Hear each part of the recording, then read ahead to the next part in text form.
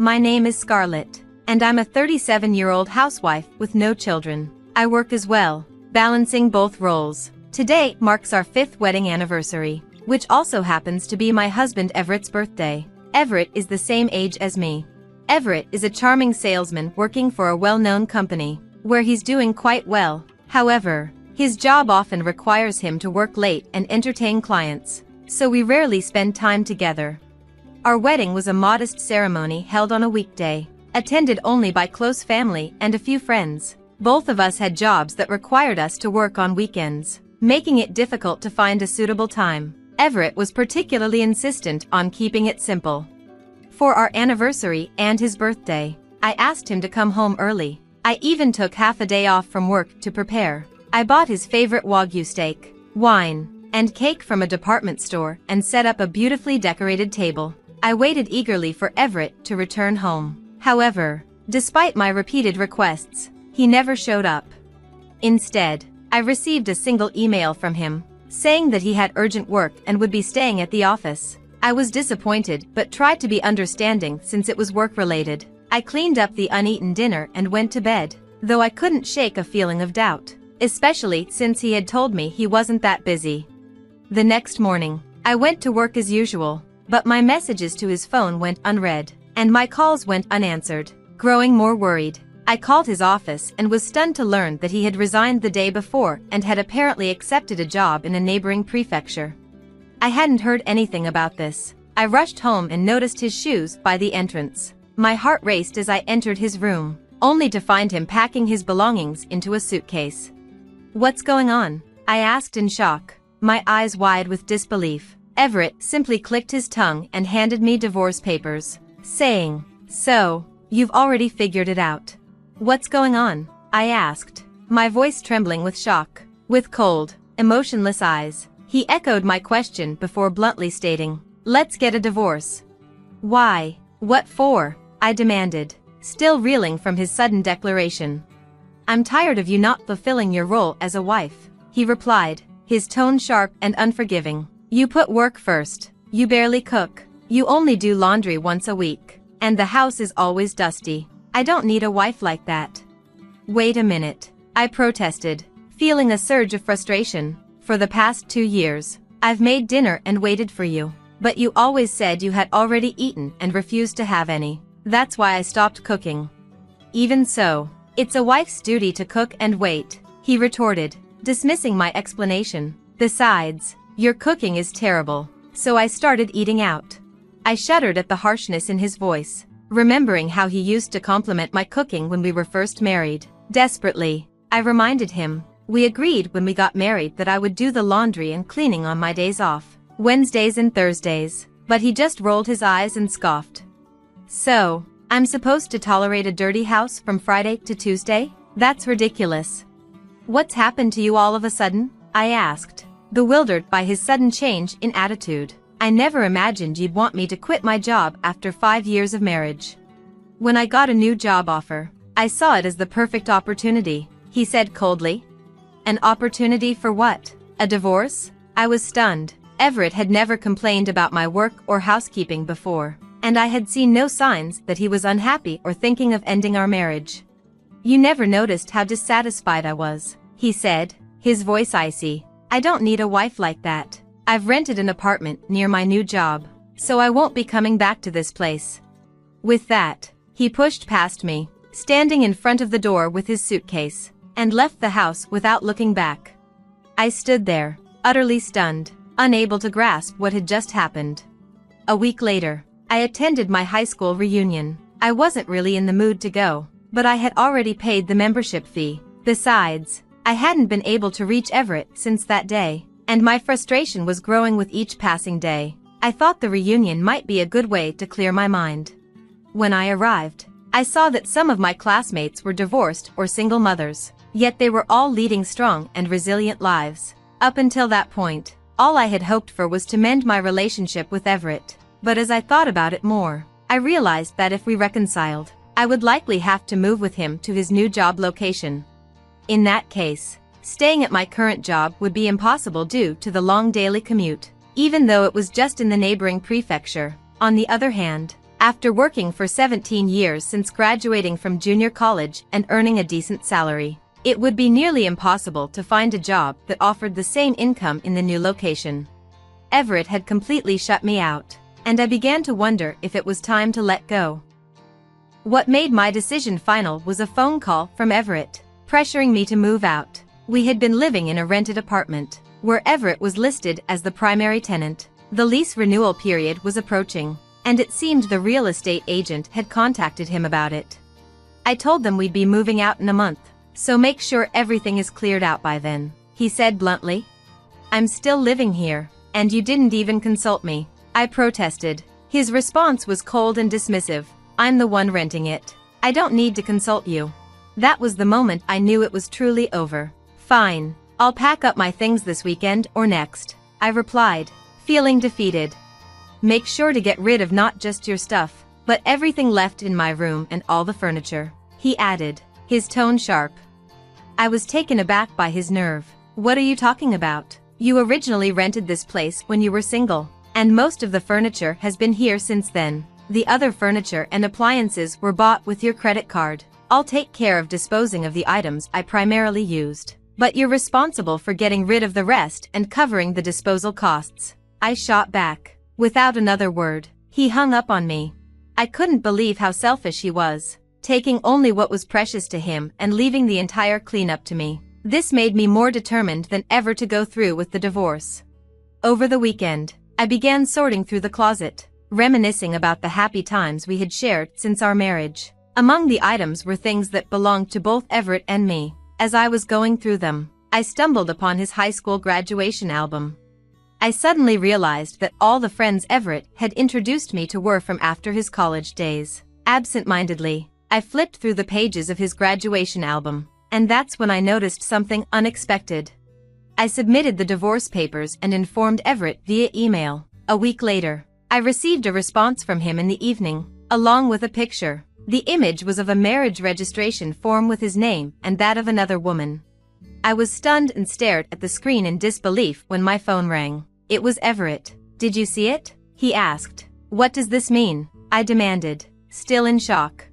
It's exactly what it looks like, he replied casually. I just had a wedding ceremony and remarried that woman. You've got to be kidding, I said, incredulous. She's incredibly beautiful, wealthy, and has a wonderful personality, he boasted. She asked me to marry her as soon as our divorce was finalized. This picture is proof. Isn't it amazing? So, you were cheating on me while we were still married? I asked, my voice trembling with anger. I'm popular, unlike you, who only has your job going for you, he sneered. Oh, by the way, her father built us a house on their property, and I transferred to her hometown with his help. It's a mid-sized company, but I'm an executive there. Everett was clearly eager to brag about his new marriage to his wealthy affair partner, but as he spoke, a wave of intense anger surged within me. He had blamed me for the failure of our marriage and used that as an excuse to divorce me, but it was also he could remarry his affair partner.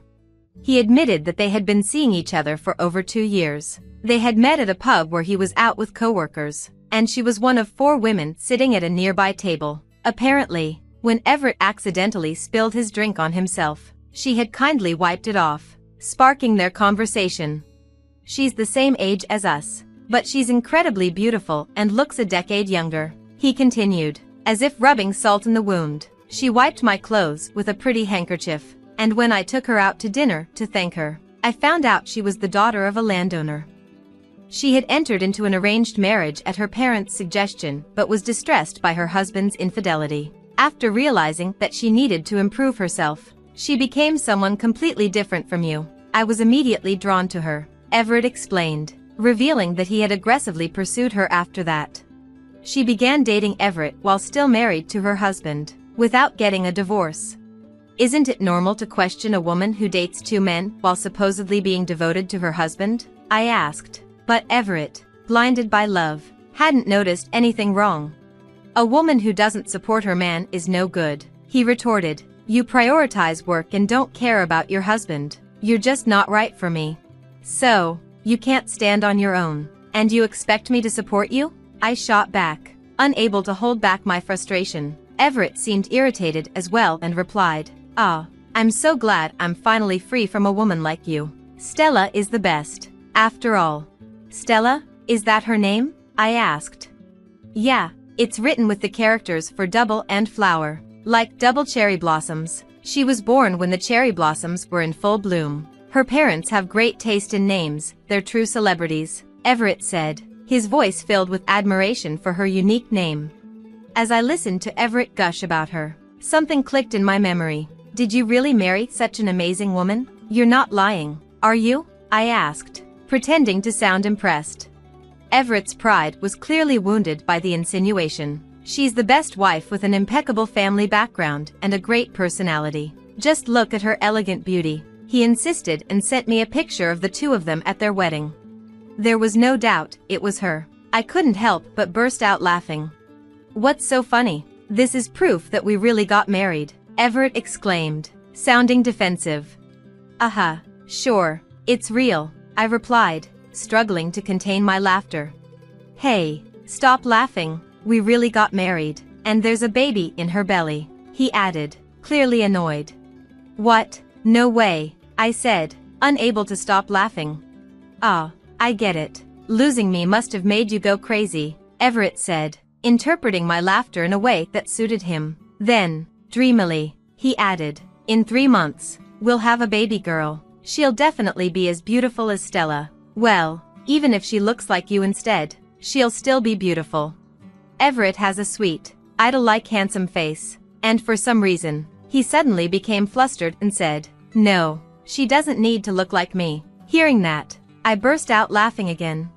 "Go crazy on your own. Goodbye," Everett snapped before hanging up the phone. Eventually, he'll figure out why I was laughing, and I can't wait for that day.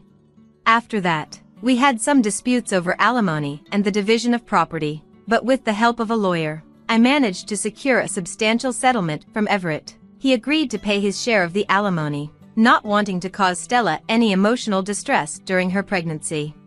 2 years passed without any contact, and then I finally received a desperate email from him. "Please, Scarlett, I beg you, please listen to me." Reluctantly, I answered the phone call that followed right after the email. As I expected, it was about the child he had with Stella.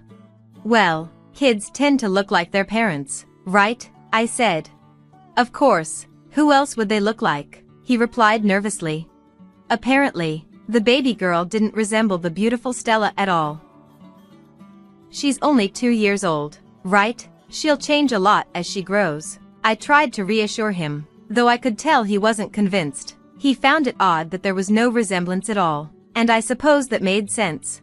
"Doesn't the baby look like you?" I asked, struggling to keep my laughter in check. Everett suddenly panicked and blurted out, "No, she doesn't, but it's okay that she doesn't look like me." He had secretly done a DNA test to check if Stella had been unfaithful, but the results confirmed that both Everett and Stella were undeniably the child's parents. "So, there's no doubt she's your child," I said. But Everett wasn't ready to let the conversation end there. "Hey, when I told you 2 years ago that Stella was pregnant, you laughed a lot. Do you know something?" he asked, pressing me for an answer. Wow, he remembered that well, I thought. Actually, Stella and I went to the same high school and were in the same grade. We were never in the same class during those 3 years, so I didn't know her well, but I do remember that she was the daughter of a landlord and had a rather haughty, unpleasant personality. At a class reunion about 2 years ago, the topic of Stella's plastic surgery came up. Stella, with her single eyelids, small eyes, button nose, and slight overbite, had been self-conscious about her looks. Apparently, after high school, she underwent several cosmetic procedures at a famous clinic in New York. She didn't attend the reunion, so I didn't see her in person, but a friend later sent me before and after pictures of her transformation. American cosmetic surgery really is incredible. When I told Everett about this, he didn't believe me at first, but then it hit him. He had never seen any childhood photos or graduation albums of hers. Was I deceived? Damn it, he muttered, realizing the truth. Stella had played the role of the sweet, demure woman while they were dating, but it turns out she had cheated on him multiple times and had been divorced before. Worse, she had been sued for alimony by several of her ex-husband's wives. I'm going to confront her, Everett declared. Maybe you shouldn't, I suggested. Huh, why not? He asked, confused. Well, the child doesn't look like you either, right? Usually, girls are said to resemble their fathers, I pointed out, making Everett fall silent. She can't look like you, you've had plastic surgery too. How did you? He began, but I cut him off. When I moved out of the apartment we lived in 2 years ago, I found your high school graduation album. You looked like a completely different person, and I was shocked. After seeing that album, I finally understood why he never introduced me to his college friends, insisted on having a modest wedding, and only invited a few colleagues from work. Everett had likely undergone plastic surgery while in college and had been afraid his past would be exposed by his old friends. I don't think there's anything wrong with plastic surgery, I told him, but you have to consider that your child might inherit your original features. So, what should I do now? Everett asked, sounding desperate. What do you mean? What should you do? Just be a normal father. The DNA results confirmed that the child is definitely yours. With that, I hung up the phone and immediately blocked his number and email address. It's astonishing how narrow-minded he is, just because his child's appearance didn't match his expectations. A year later, a friend of mine, who has a child the same age as Everett's daughter, showed me a picture of her little one starting kindergarten. The child was adorable. Interestingly, Everett and Stella's daughter didn't resemble either of them after their surgeries. According to my friend, who had become close to Stella, even Stella had expected her child to look more like Everett post-surgery. My friend mentioned that she often had to listen to Stella complain, saying things like, "I shouldn't have given birth to such a child. It's hard to believe how awful they both are." On top of that, it seems Everett has already cheated again, and now Stella is even seeking divorce advice from my friend. Everett is such a fool. If they do end up getting divorced, he'll be stuck paying alimony and child support. And considering Stella's wealthy background, who knows how much she could demand if she gets a good lawyer? What's worse is that, according to my friend, even the local kids know about Stella's plastic surgery, and they've started excluding her daughter at kindergarten, telling her, "Your mom is actually ugly." It's a small comfort that Stella's parents seem to love their granddaughter, but it's truly sad for the child. Still, it's none of my business anymore. As for me, I managed to rent an apartment in a location that's convenient for commuting. With the shorter distance, I can now clean and do laundry after work, leaving my days off completely free to enjoy my own interests. I've also rekindled a friendship with a divorced classmate I reconnected with at the reunion, and I'm enjoying a leisurely and fulfilling life.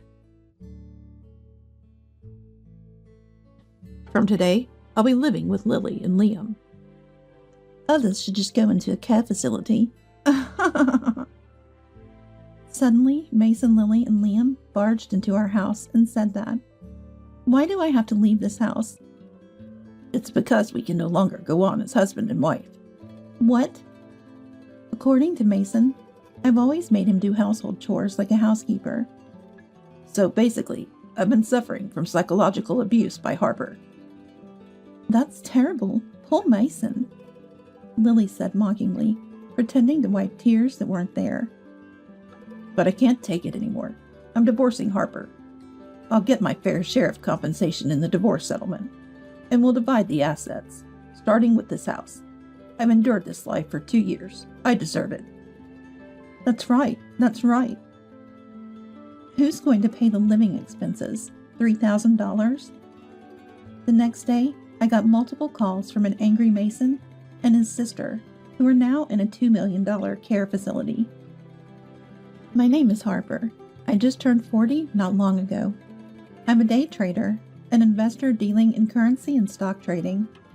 Thanks to that, my work is going well, and I can say I've accumulated a modest fortune. I was born with a chronic illness, not immediately life-threatening, but it means I can't overdo things and should ideally avoid childbirth. The risk of having a child is too high. My parents never hid this fact from me. From a young age, I've faced my illness and been raised to live life with resolve. My dad, who worked at a securities firm, taught me about stocks, enabling me to do this job now. My husband's name is Mason. He's 30. He's 10 years younger than me, and we've been married for 2 years. Our meeting was when Mason joined as an employee at a restaurant I frequented. I thought he was handsome, but nothing more than a customer-employee relationship. But somehow, he became fond of me, moving from friend to lover, and before I knew it, we were considering marriage. I thought I couldn't go on like this. I thought it wasn't right, given that I can't have children. Mason was still in his 20s. I couldn't let him give up the possibility of having his own children for me. I refused his proposal at first, but then Mason said, "I proposed because I want to live with you, Harper. If I wanted children, I would have chosen someone else from the start. Don't you trust me?" I was so happy, I cried, and I accepted the marriage. Right after we got married, Mason said, "I'll quit my job and take care of all the housework. You know I'm good at cooking, right? It will make your work easier." Indeed, Mason was as good at cooking as he claimed. He had an interest in cooking and joined a restaurant to learn more. He wasn't working in the kitchen, but he learned a lot by watching the chefs. Our first real connection was over a similar interest. I mentioned my brother owned a restaurant, and Mason was genuinely interested, hoping to own his own one day. I thought it was admirable. But when I asked what would happen to his dream if he quit his job, he replied, "What, do you think staying at home means I can't own a restaurant? That's disrespectful to housewives. The idea is outdated. Besides, I don't want to be away from you. I want to spend as much time with you as possible." Weakened by his affection, I agreed to his proposal. Initially, it worked well with me working and Mason handling household chores. But gradually, Mason stopped doing housework. The once tidy living room became cluttered with books and games, and Mason started spending nights playing games in front of the TV. At first, it was occasional, but it got worse, and eventually, he completely reversed his day-night schedule. "Mason, haven't you been a bit too much lately?" Sorry. I'm just really into this game right now, and I'm trying to beat it. Can't you let it slide until I finish? Please, I'm begging you." Saying this in a coaxing tone, I reluctantly agreed to wait until he finished that game. But before I knew it, he was engrossed in a new game. The room is still a mess. When we first got married, Mason would carefully clean and make the space comfortable. What on earth happened? I put up with this for several months, but one day I decided to speak up. "Mason, we need to talk." "Huh? What about?" "I'm married, an adult man, but now he's acting like a child. You should play games after you've done your homework." I felt like a mom scolding him. "We're supposed to be a couple, equals. You're the one who said you'd quit your job to take care of the house. Then please keep that promise. I'm not saying don't play, just do your tasks first, please." After I poured out my thoughts, Mason thought for a bit and then said, "All right, I understand. Sorry, I was wrong. I got a bit too comfortable. I'll do the housework first before gaming. I'll make sure of it." True to his word, Mason went back to his old ways, but something was different. He always seemed unhappy. In the beginning, he'd happily cook and proudly show off the clean house, but now he just finishes his tasks and retreats to his room. He used to play games on the living room TV or read books on the sofa, but now he's playing online games on a computer in his personal room. Setting up dinner on the table, I've started to hear this more often. "Sorry, I've made a gaming appointment today. I don't have time, so eat alone. Oh, just leave the dishes. I'll wash them." Watching Mason walk into his room, I eat alone, feeling lonely. Even delicious food loses its taste this way. But since he's keeping his promise and doing the housework, I can't complain. And it's not just about meals anymore. "Tonight, I have an online gaming appointment with friends. I don't know when it'll end, so go to sleep first." Saying that, he doesn't return to the bedroom. It's been like this almost every night. During the day, he goes out alone. When I ask where he's going, he just says shopping and doesn't return until night. But even then, he always prepares my meal. It feels like sarcasm. Since I only asked him to take care of the house, with cleaning, laundry, and cooking all done, it's hard to complain. But this isn't life as a family. It's like living with a live-in housekeeper. Now we hardly even talk. I just eat the cold, prepared meals alone, change into clean clothes, and blankly sit in the tidy room. I think I'd be less lonely alone. Looking at Mason's door, I feel sad and tear up. But still, I hope things will settle down. We'll return to our normal lives, I think, and silently endure. Then, after a year of this, Mason suddenly makes this declaration. I'm going to live with Lily and Liam from today. The rest can go to a care facility. Suddenly, Mason, sister-in-law Lily, and sister-in-law's husband Liam came into our house and said that. It made no sense. I thought Mason moving here for our marriage meant Lily and Liam were moving to the apartment he left. Wait, you mean you're leaving this house to go back to your old apartment? Confused, I asked that, and the three of them looked at each other and laughed.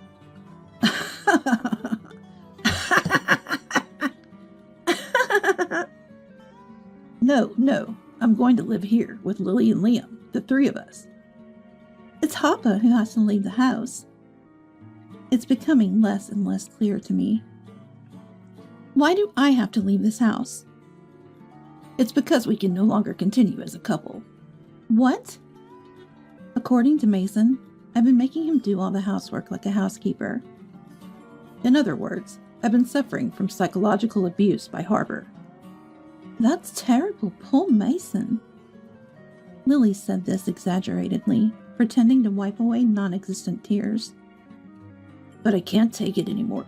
I'm divorcing Harper. I'll get proper compensation in the divorce, and a share of the assets, starting with this house. I've endured such a life for 2 years, so I have the right to claim it. Yeah, that's right. Mason asserts, and Lily echoes in support. Beside them, Liam is just watching Mason and Lily with a sleazy grin. I see. That's how it is. I somehow feel like I understand what's happening. Maybe Mason planned this since the beginning of our marriage. To charm me into marrying him, then divorce at a convenient time, and like he just said, to gain various things. I never intended to get married in my life. Knowing I couldn't have children, and not being particularly good-looking, nor do I think my personality is especially great. I don't think any man would want to marry such a woman. So I decided to live alone and devoted my life to work and hobbies. I have some friends and ordinary relationships with my parents and brother Caleb. After Dad retired, my parents moved to the countryside and now live with Caleb and his wife. Caleb worked in a restaurant for several years before marrying and starting his own small restaurant. When choosing the place, Caleb decided to live with our parents. They built 2 houses on a large plot of land, so even though it's a shared property, they're separate houses. Since we were born and raised in this town near the city center where I live now, it may be strange to call it going back home, but when I visit, I enjoy my time with my parents, Caleb, his wife, and my nephews. So I never felt lonely, but I was shocked to find myself married to a man 10 years my junior. Looking back, I guess I was smoothly deceived. As I listened to Mason and the others, I couldn't help but laugh at my own foolishness. After all, Mason approached me too suddenly and got too deeply involved in my life like a made-up story. At first, I was cautious, but I was tricked by Mason, who acted like a needy puppy. Now, how should I turn the tables? How should I fight back? As a day trader, it's my job to read the situation, anticipate the future, and steer things in a positive direction. I've always won my battles this way, so I can handle this too. I'll make it work. Seeing me looking down and deep in thought, Mason and the others continued to hurl ugly insults. Hey, why the silence? Come on, stop packing. Get ready to leave. Maybe for now, I'll leave this house. Understood. I will leave. For now, I gather only the essentials. Clothes and a laptop for work. Here, sign this. Mason handed me the divorce papers. I'll sign and submit the divorce papers. I'll contact you if there's anything else needed. With Mason and the others sneering at me, I left the apartment that I own. I have a place to go. I head there first and think. I'm sure I'll be contacted soon, so I'll deal with the rest later. I drove out of the apartment parking lot and headed towards my destination. I slept peacefully for the first time in a while. I woke up later than usual and had brunch. The food here is always delicious. It's been over 2 years since I've come here, since I got married. First, I sent Mason a text about my current location and that my lawyer would handle further discussions. Then, I immediately received a phone call, faster than I thought. Hey, what's going on? I can hear Lily shouting from behind Mason, but I can't make out what she's saying. What do you mean, what's going on? Don't play dumb. Where are you right now? So they reacted to that. I came here because I was kicked out of the house. Is that a problem? It's not that. Mason continues with an irritated voice. That's a members-only luxury resort hotel, isn't it? Why are you there? Why? Because I'm a member here. I haven't heard of such a thing. That's because I never mentioned it. Indeed, this is a quite luxurious hotel, but it's not just a hotel. It's a luxury resort hotel with care services.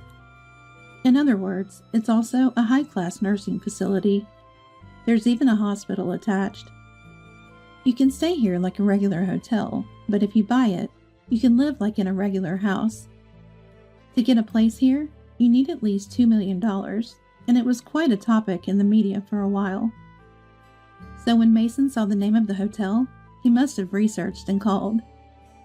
Why are you a member of such a place? Why? Because I paid for the rights here. Mason is making an indignant and incomprehensible noise on the other end. Someone said it, right? Go into a nursing home or something. So I decided to live here. You can keep living in that house if you want, but the monthly rent is $3,000, so make sure you can pay it. What? No, that's your house. What do you mean, rent? I've decided to sell it. I've been thinking about it for a while now, and it seems like I won't be living there anymore. I never planned to get married, and I bought this place when the hotel was built, to not be a burden to anyone in my old age. I already owned the apartment I lived in until yesterday, but I rushed to secure this facility, not knowing when it might be available again. So I took the plunge. I thought of moving here when I got a bit older. It's a bit far from the city center, so it's a bit early to retire and settle down. So while I'm still able to work, I treated this place like a holiday home. I've come here occasionally for a break, but kept it a secret from everyone. Only my accountant and lawyer know. Give that place to me. As I was thinking, Mason suddenly said that. That's my settlement, okay? I'll take that too. No, I can give you back the apartment. I'll live there. Such a convenient argument. Who would agree to such a thing? I'm astonished. I have no intention of giving it to you. Also, please do not contact me directly from now on. Communicate through the lawyer. You have the contact information, right? Bye. I hung up the phone and turned off my mobile phone. Now maybe I'll go to the spa and get rid of this fatigue. Not just from yesterday, but from these past 2 years. To my surprise, Mason, Lily, and Liam showed up at the hotel the next day. Mason seemed to insist at the front desk that he had the right to enter his family. I had asked not to let anyone in without my permission, and they wouldn't let people in without consent anyway. It's a really well-managed facility. I thought about completely ignoring them, but didn't want to cause trouble for the facility. Reluctantly, I agreed to meet in the hotel lobby. There are other people around, and the concierge is right there. If anything happens, I can get help. When I asked what they wanted, Mason said with a friendly smile, Harper, you're really mean. If you had such a place, you should have told me. Why did you hide it? Yeah, why did you hide it? Lily joined in with the same expression as Mason. Looking at them, they really do resemble each other, brother and sister, both in their facial features and their pettiness. It doesn't matter anymore, so there's no need to talk about it. Please leave, you're bothering me. We're a couple, aren't we? Ex-couple. I told Mason that I had filed for divorce on my way here yesterday. So you and I have nothing to do with each other anymore. Why would you file it on your own? Why on my own? They were the ones who issued the divorce papers and handed them to me for signing. It's okay. We can just get remarried. Yeah, let's do that. Lily showed off her knowledge, and Mason happily joined in. I refused. Saying just that, I stood up, ignoring the three who tried to follow, and decided to return to my room. Mason and the others were stopped by the concierge. I won't give up. I'll come here every day and show you how much I love you, Harper. Mason, you're so cool. I walked back to my room, with their ridiculous drama playing out behind me, feeling uncomfortable. Then, I immediately contacted my lawyer to get things moving. I decided it was best to act quickly. I never thought Mason and his group would act this fast. Their actions are unnecessarily swift. From the next day, Mason and his group appeared at the facility every day, waiting for me in the lobby. Even after issuing a restraining order through my lawyer, Mason's group took surprising actions. I was deceived into marrying Harper. I demand settlement money. According to Mason's claim, he didn't know I couldn't have children, and wouldn't have married me if he had known, so he demanded settlement money. If I didn't pay, he threatened to report it to the police as marriage fraud. I handed a recording to my lawyer. I proposed to you, Harper, because I wanted to live with you. If I wanted children from marriage, I would have chosen someone else from the start. Or do you not trust me that much? This recording clearly captured Mason's words during his proposal. Mason was, Why is there such a recording? Apparently angry, but it was just due to my bad habit. You never know what might happen in this world, so whenever something seemed likely to happen, I just run a digital voice recorder. Just a habit.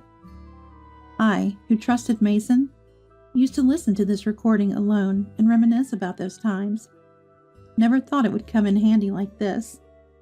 Mason then claimed, I was forced to quit my job and do housework after marriage. It's psychological abuse. Pay me settlement money. If you don't pay, I'll report it to the police. I submitted another recording. I'll quit my job and do all the housework. I don't hate working at the restaurant, but wouldn't it make it easier for you to work? You know I'm good at cooking, right? The recording clearly captured Mason's declaration. Mason then demanded money for the mental anguish caused by the eavesdropping of these recordings. If you don't pay, I'll report the eavesdropping crime to the police. Unfortunately, there's no such crime as eavesdropping. There are penalties for using eavesdropped content to cause harm, or for breaking and entering to plant bugs. But eavesdropping itself is not a crime. After failing in everything, then pay me the divorce settlement for the divorce itself, Mason said. But Mason himself initiated the divorce without any valid reason, suddenly handing me a signed divorce petition and telling me to leave the house. Of course, I recorded that conversation as well. The lawyer explained that, considering everything, it's more likely that Mason would be the one owing money. Finally crying, At least give me a share of the property, Mason begged. I agreed to the proposal. Leave the apartment for a while so we can properly assess the property and calculate the results. We'll meet at the lawyer's office once it's done." After saying that, the three of them quickly left the house, and in their absence, I sold the apartment's furniture and, as declared, put the apartment up for sale. The apartment sold for more than expected due to rising local property values. When Mason and his group saw the total assets and sale price amounting to over $9 million, they were overjoyed. "So I get half of this?" Of course not. This was just the total amount of assets I had accumulated on my own. The lawyer handed Mason the calculation of his share, and he became angry. "Why? Why don't I get anything?" The lawyer carefully explained to Mason. Most of my assets were accumulated before our marriage, so Mason had no right to them. He had rights to half of the income after marriage, but after deducting living expenses and necessary costs, and the divorce settlement I demanded, he actually owed money. "Why do I have to pay the divorce settlement?" This too was explained by the lawyer with documentation. Mason had been cheating. The other woman was someone he met in an online game. Mason had apparently told her that I was 10 years older and sick, and that if something happened to me, he would inherit everything, and even now he could use as much money as he wanted. The woman didn't take it seriously, but was shaking as she said she'd played along because Mason gave her an allowance. Under the condition of not making any claims against her, she agreed to testify. "Mason, you said things like this, didn't you?" The recording of the woman's testimony was played. It went like this. Mason had told the woman about my health condition, which would be life-threatening if I were to have children. Furthermore, he planned to plead with me to bear his child if necessary, thinking I would do it at the risk of my own life.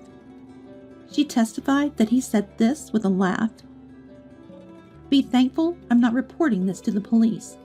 Thanks to you, I had some fun dreams, and Mason's cooking was good, so I won't ask for anything more." Mason accepted everything. Thus, my short marriage came to an unhappy end. I don't know what happened to Mason, Lily, and Liam afterward, nor do I want to. As long as they never appear before me again, that's fine. Pressing them further would only make me feel miserable. Honestly, it was quite a mental blow, but fortunately, I had plenty of money and time to heal.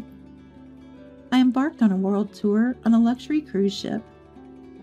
On the ship, I met various people from around the world, saw different places, and had a great time. Some were wonderful, and I almost got the wrong idea. But remembering Mason, I restrained myself. I didn't want to get hurt over the same thing again. That's what I decided. After returning home, I started a new life. I lived leisurely at the resort hotel for a while, but soon got bored. I'm only 40 years old. When I think about it, I'm still young. Living with younger Mason made me always conscious of my age. On the year-long cruise, I met a lady who was over 80 and still looking for new love. At half her age, why should I give up on everything? Though it ended badly, falling in love was fun. Why should I give up that joy, that possibility, just because I got hurt by someone like him? I felt that way. As I was thinking, my mobile phone blinked, indicating a text message. It was from a man I met on the ship. He was coming to America and asked if we could have dinner. He had been on the ship with his high school daughter. We got along well and often spent time together at the ports. Maybe having a daughter feels like this. I remember enjoying our time together with that thought. I replied, I would love to meet, feeling a little excitement. From the halfway point of my life, I take another new step forward. You've inherited over $3 million, right? We've already started building a duplex for us to live together. I've even included the kitchen of my dreams. My mother-in-law says in a tone that's almost dreamy. I've quit my job. I'm planning to start a business with the inheritance that Ashley has received. My husband announces, looking oddly pleased. Well, wait a minute. I've told you I haven't received any inheritance yet, right? You've quit your job, and you're building a duplex. What's happening? Don't lie. It's clear you've inherited. How about we take a trip before the house gets built? How about Hawaii? My father-in-law chimes in, adding to the growing confusion with my husband and my mother-in-law. What on earth are these people thinking? They want to use the precious inheritance I received from my mother and spend it on whatever they please? Even though I was filled with rage, I didn't know what to do. The story goes back a few months ago. My name is Ashley. I'm 38 years old and work as a high school teacher. I married David, an office worker who is 2 years older than me, 12 years ago. Soon after we got married, our only daughter Julie was born, and since then, my days have been filled with work and child rearing. Today is the day I'm visiting my hospitalized mother with my daughter. Oh, Grandma, it's been a while. Well, Julie, welcome. My mother, lying in her bed, lovingly strokes Julie's hair. Her hand is noticeably thinner, and her complexion looks poor. Next to my mother's bed stands a middle-aged man wearing glasses and a suit. As I nod towards him, he returns the nod and leaves the room. Mom, who is that man? Just an acquaintance. Don't worry about it. More importantly, Ashley, are you still doing well? And David, is he well? My mother's eyes, a shade close to blue, sparkle softly as she smiles.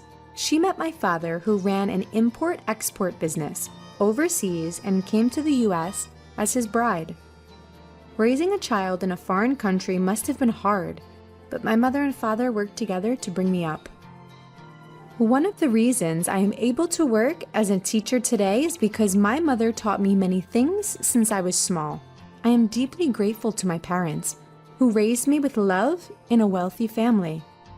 After my father passed away a few years ago, my mother, now alone, fell ill and was hospitalized. She transferred the business to a relative, and now she spends her remaining days quietly in the hospital. I'm fine, Mom. Is there anything you need?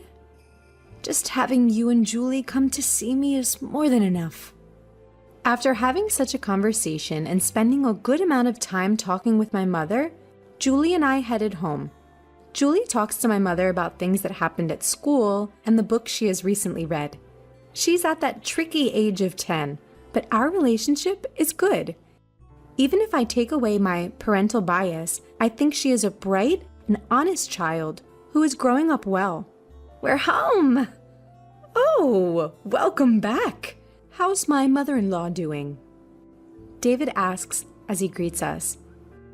Mom is as usual. How about you? Your seminar?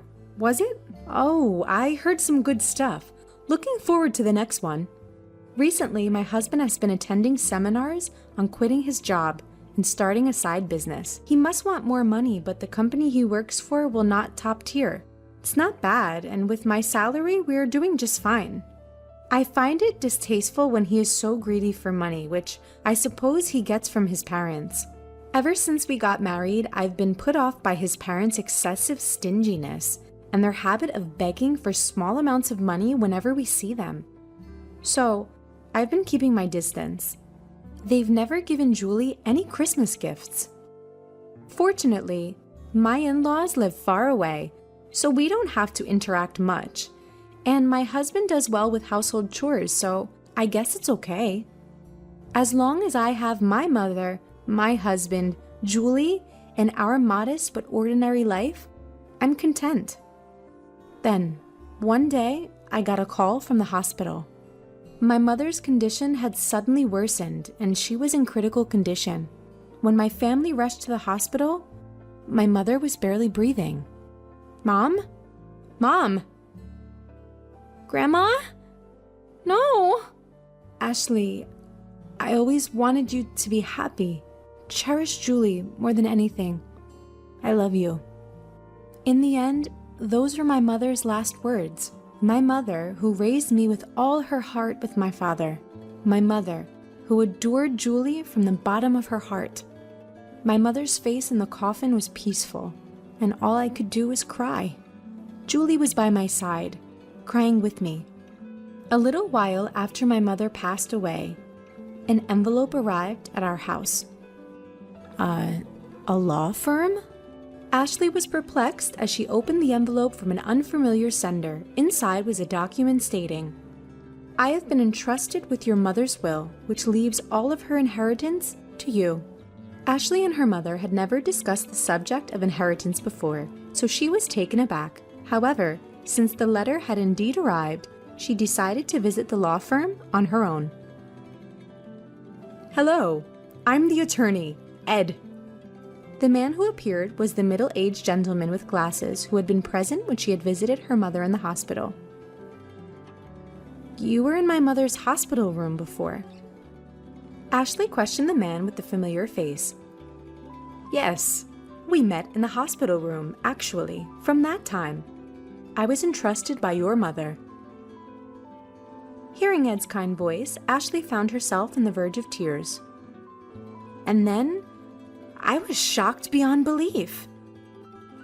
Whoa, 500 million? Yes, Ashley, when your father passed away, you waived your right to the inheritance, so your mother could receive it all, right?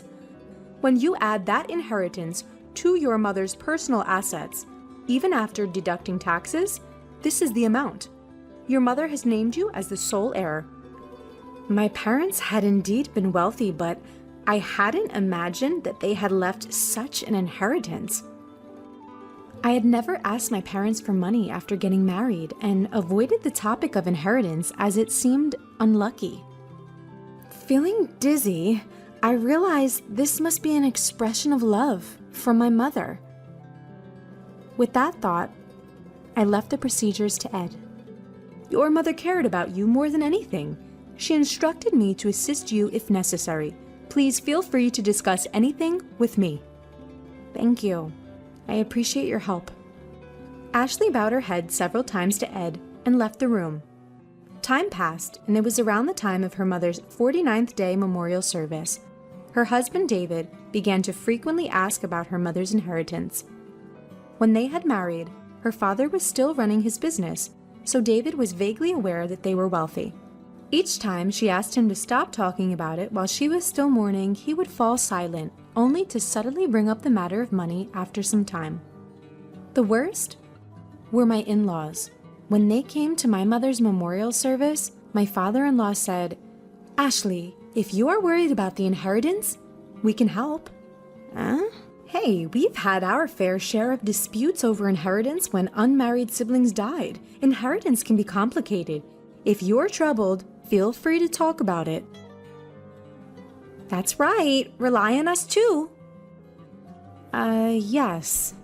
Having never shown any inclination to assist them before, she could only give her in-laws a vague response as they put on a knowing facade. And then, about 3 months after her mother's death, David, who had been quiet recently, finally lost his patience. "Hey, have you received your mother's inheritance yet?" A bad feeling swept over her. Quickly, Ashley lied. "The procedures are complicated, so not yet." In reality, she had already completed the procedures, and upon Ed's advice, had deposited the passbook containing the inheritance in a safe deposit box.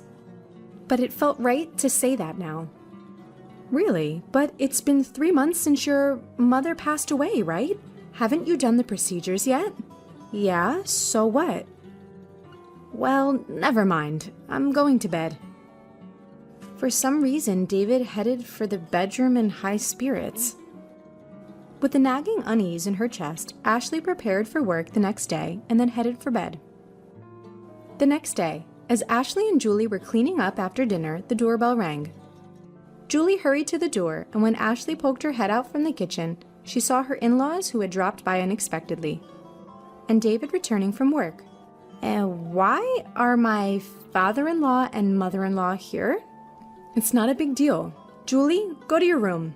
Julie glanced anxiously at us and headed to her room. What's going on?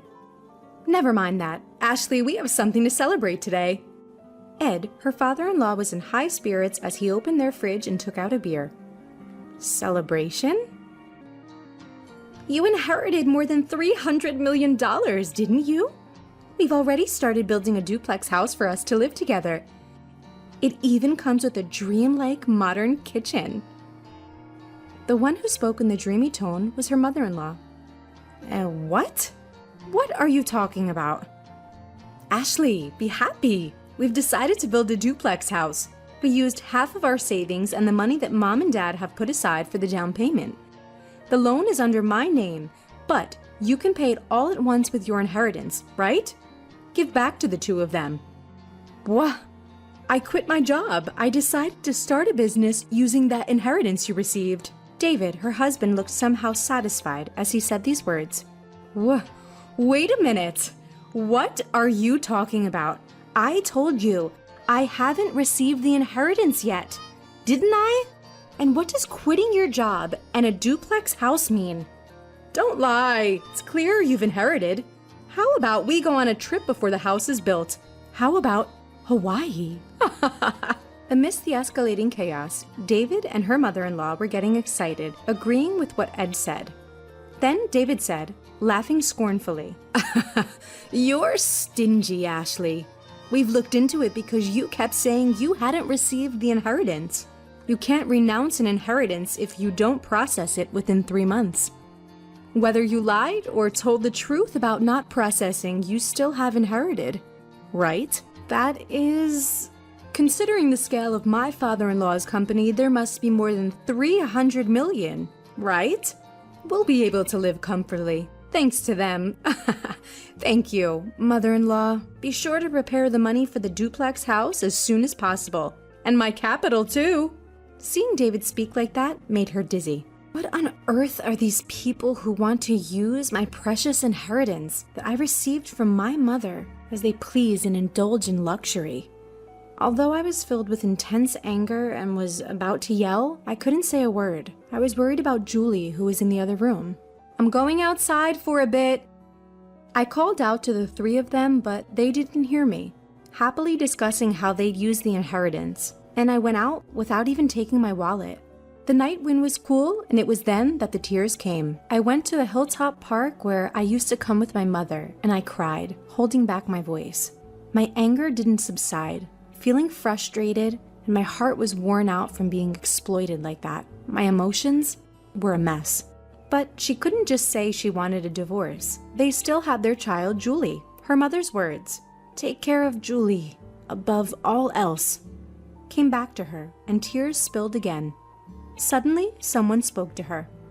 Surprised, she opened her eyes, and the person began to speak softly. 3 days later, she called her husband and in-laws to a restaurant with private rooms. So, you finally came back home after that day. Did you withdraw the money? Ashley, you shouldn't leave home without telling your husband. Exactly. Ignoring the words of the three people, she took out a document. It was a divorce notice, already filled out. David, I want a divorce. What? What are you saying? Her husband looked panicked, and her in-laws looked at each other. I can't go on with you anymore.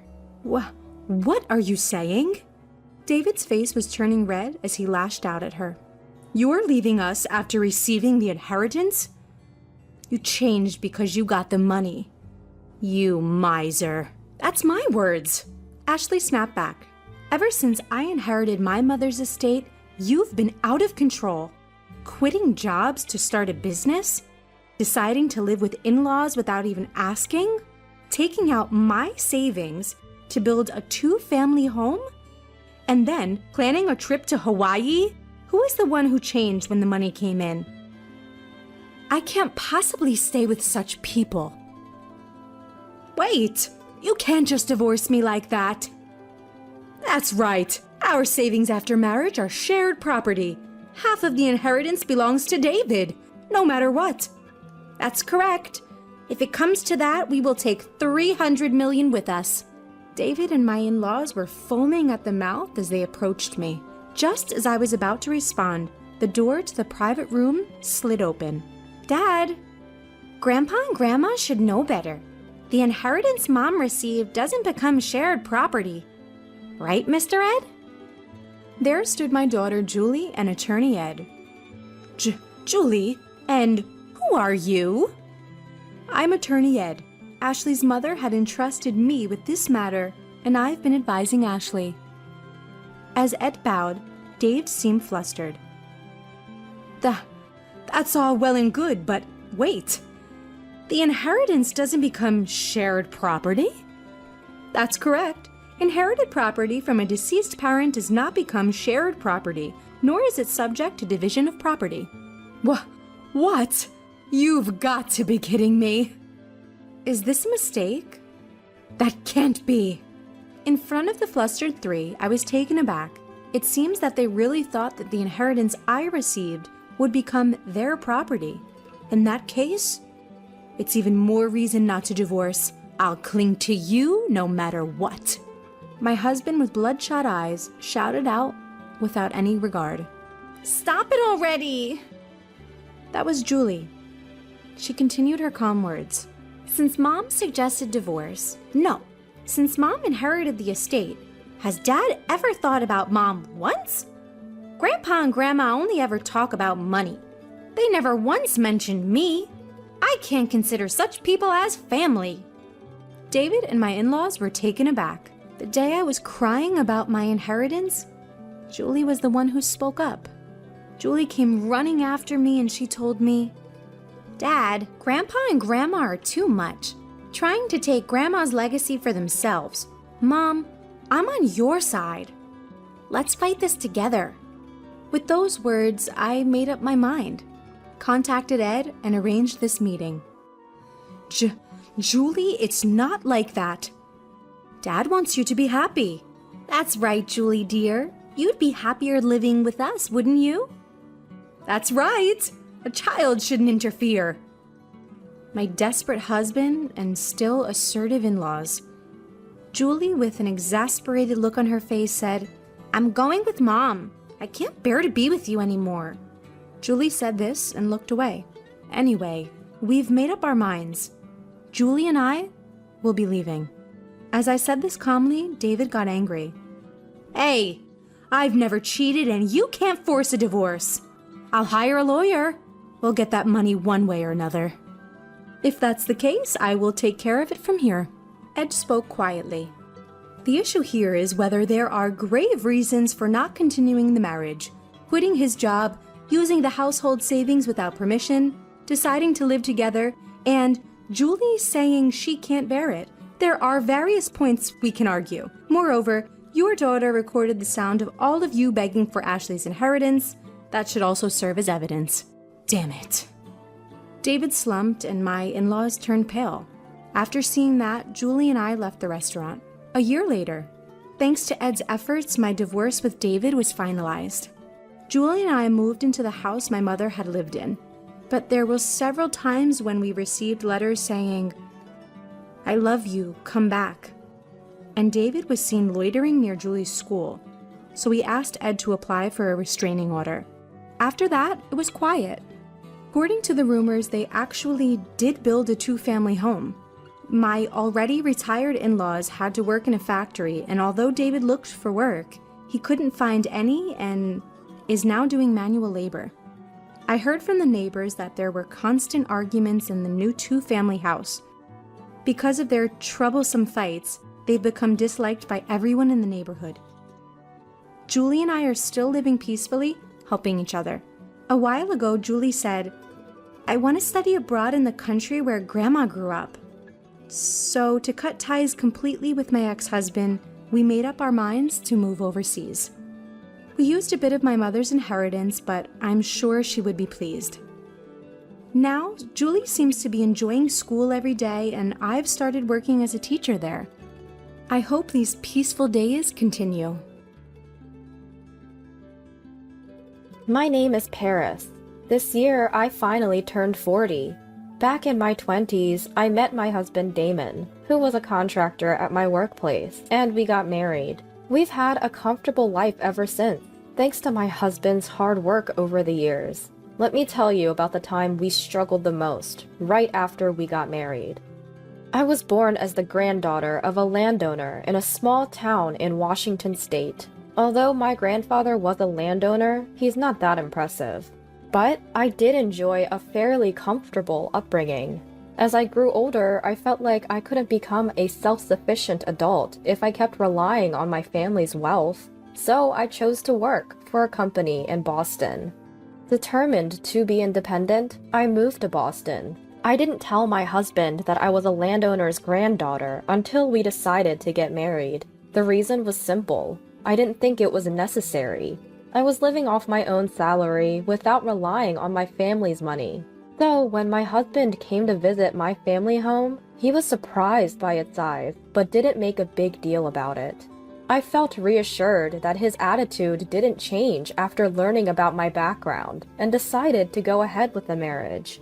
Had he changed his behavior, I might have called off the wedding, suspecting he was after my family's money. One day, as we were discussing our upcoming wedding, my grandfather suddenly passed away. Since we were already engaged, my husband and mother-in-law attended the funeral. My mother-in-law suddenly said, "Isn't that Congressman Mr. Douglas?" She was referring to a politician my grandfather had been friendly with. Even though we were small-scale landowners, we had some connections in political and business circles. Impressive you noticed. Excuse me for a moment, I'll go say hello. I walked over to greet Mr. Douglas, but I couldn't shake the feeling that my mother-in-law was watching me intently, even from a distance. After the mourning period for my grandfather ended, we got married. We were enjoying the sweet atmosphere of newlywed life when something happened. "Paris, are you home?" During the daytime, when my husband wasn't around, the doorbell rang. It was my mother-in-law, and I was caught completely off guard by her sudden visit. Mother-in-law? Just a second! Let me get the door! As I scrambled to open the door, mother-in-law says with a smile, "Sorry for the surprise. Just wanted to see how you're doing." I apologize while trying to fix my disheveled hair. "I'm sorry for the way I look." "Mother-in-law, Damon's not here today. He's at work." "That's fine. I actually came to talk to you. Just wanted to make sure Damon's not causing any trouble." Mother-in-law asks various questions, like how my life with her son is going, and if I'm facing any challenges. I'm relieved for a moment, glad that mother-in-law is understanding. But then she sips her coffee, straightens her posture, and says, "By the way, I heard from Damon that your family in Paris owns land? I didn't expect such a question out of the blue." Still thinking it's just small talk, I answer, No, it's not like that. My grandfather just owns a little land. It's not a big deal." Mother-in-law smiles and asks, "But your family's well off, right?" Something about this makes me uneasy. I manage to keep a smile and play it off. As I suspected, the conversation shifts to awkward topics like my income and whether I'm getting any financial help from my family. From then on, mother-in-law starts visiting our home whenever Damon is not around. She'll look around and always say, "You should ask your parents for help." This happens especially when the house is a bit untidy or after she's taken a peek in the refrigerator. I can tell she's implying, "Why don't you hire a housekeeper?" Or, "You should ask for grocery money." Not wanting to argue, I brush it off each time with a laugh. Then one day, I noticed my card holder was missing. It was a small branded gift from my mom when I got my job. I'm not fond of expensive things, but I remember Mom saying, "Let me do this much for you." And I treasured it, even though it was a bit worn out. I searched everywhere, drawers, bags, but couldn't find it. So casually, I asked mother-in-law, who sometimes helps with cleaning, "Have you seen a yellow card holder?" I thought she might know because she sometimes helps me clean our house. What she says next is completely unexpected. "Oh, that? It was so lovely, I took it." I couldn't believe what was happening. Taking other people's things without asking? Is that acceptable now? I briefly wondered if I'd missed some new custom. But no, that can't be it. Great souvenir. Thanks. Why am I being thanked for something I never gave? I was so shocked I couldn't find the words. That's actually something special my mom gave me, so I can't just give it away. There's a lot I want to say, but I stick to the bare minimum to make my point, not wanting to escalate things. I try hard to calm my racing heart and muster some semblance of respect, because after all, she's my mother-in-law.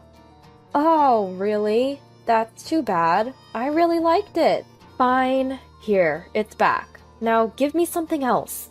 Wow, I'm stumped.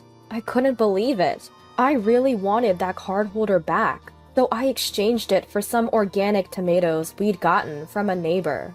She seemed unhappy with the tomatoes at first, but once I explained they were organically grown and hard to find in stores, she seemed satisfied. But it got me thinking. All those times she'd come over to help tidy up, she was actually snooping for valuables. She practically knows the contents of our entire house, and it gave me the creeps. I thought she was strange, but I hoped this would be the end of it. I decided to keep this whole ordeal to myself, so I never told my husband. But then, she showed up again, not long after the incident. The nerve of her to come back after all that. Although I reined in my annoyance, remembering she is my mother-in-law after all. Paris, let's go out for lunch today. I know a delicious place. She invited me out, which was unusual, so I had a glimmer of hope that maybe she was going to apologize for last time. But the reality was quite the opposite. As we were leaving the restaurant after an enjoyable lunch, "Oh no, I forgot my wallet! Paris, can you cover for me?" she said. To be honest, given the previous incident, I had a bad feeling about this, but I couldn't just not pay, so I reluctantly covered the whole bill. "Thank you, Paris." Just as I expected, the money never came back. Since then, my mother-in-law often invited me to lunch, conveniently forgetting her wallet each time. I was left with no choice but to pick up the tab. She also never stopped taking things from her home. It got worse every day. "So, what's the gift for today?" she would ask. Out of sheer necessity, I started preparing extra groceries and snacks to give to her. It was better than her taking things without asking, but it still felt awful. The more this went on, the harder it became to talk to my husband about it. I worried how he'd feel if he knew his mother was acting this way. But constantly supplying these gifts started to strain our finances too. It bothered me that our hard-earned money was dwindling. Finally, I found a way to cope. I started working a part-time job, giving me less time to spend with my mother-in-law. And it worked. I had significantly fewer encounters with her. Maybe I should have done this from the start. Now I only had to deal with her during summer vacations and Christmas visits, which made life much easier. But when we visited her for the summer vacation after a long time, her bad habits re-emerged. She'd only make comments like, "How have you been with your family lately?" Or, "That's a nice watch you're wearing," when my husband was away.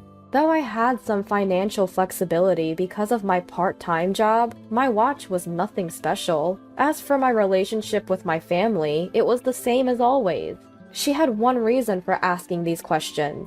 I realized from my long experience with her. She was fishing to see if she could get something more. "Hey, sister-in-law, long time no see. Got any gifts?"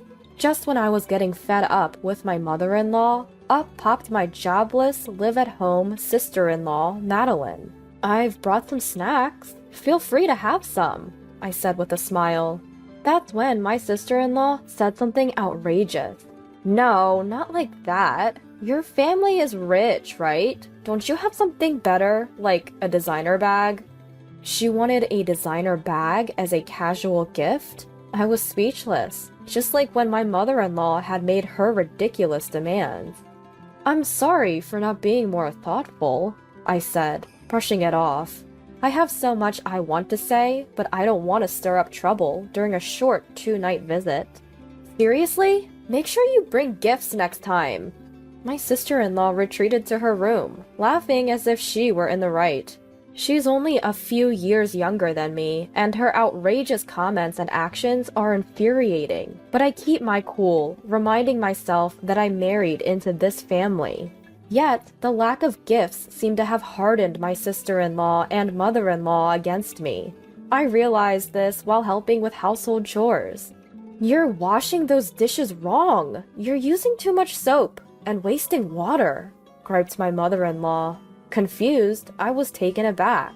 I wash dishes like anyone else, and it's the same way I do it at the restaurant, where I work part-time. If anything, I think I'm more careful here. "Well, you're from a well-off family, so I guess you're not used to household chores," she chuckled. Here I am, washing a mountain of dirty dishes she'd left, and she's saying I don't do housework? The audacity. I wanted to voice my displeasure, but I held it in. "Well, it's done now. Just pay for the soap and water later," she said.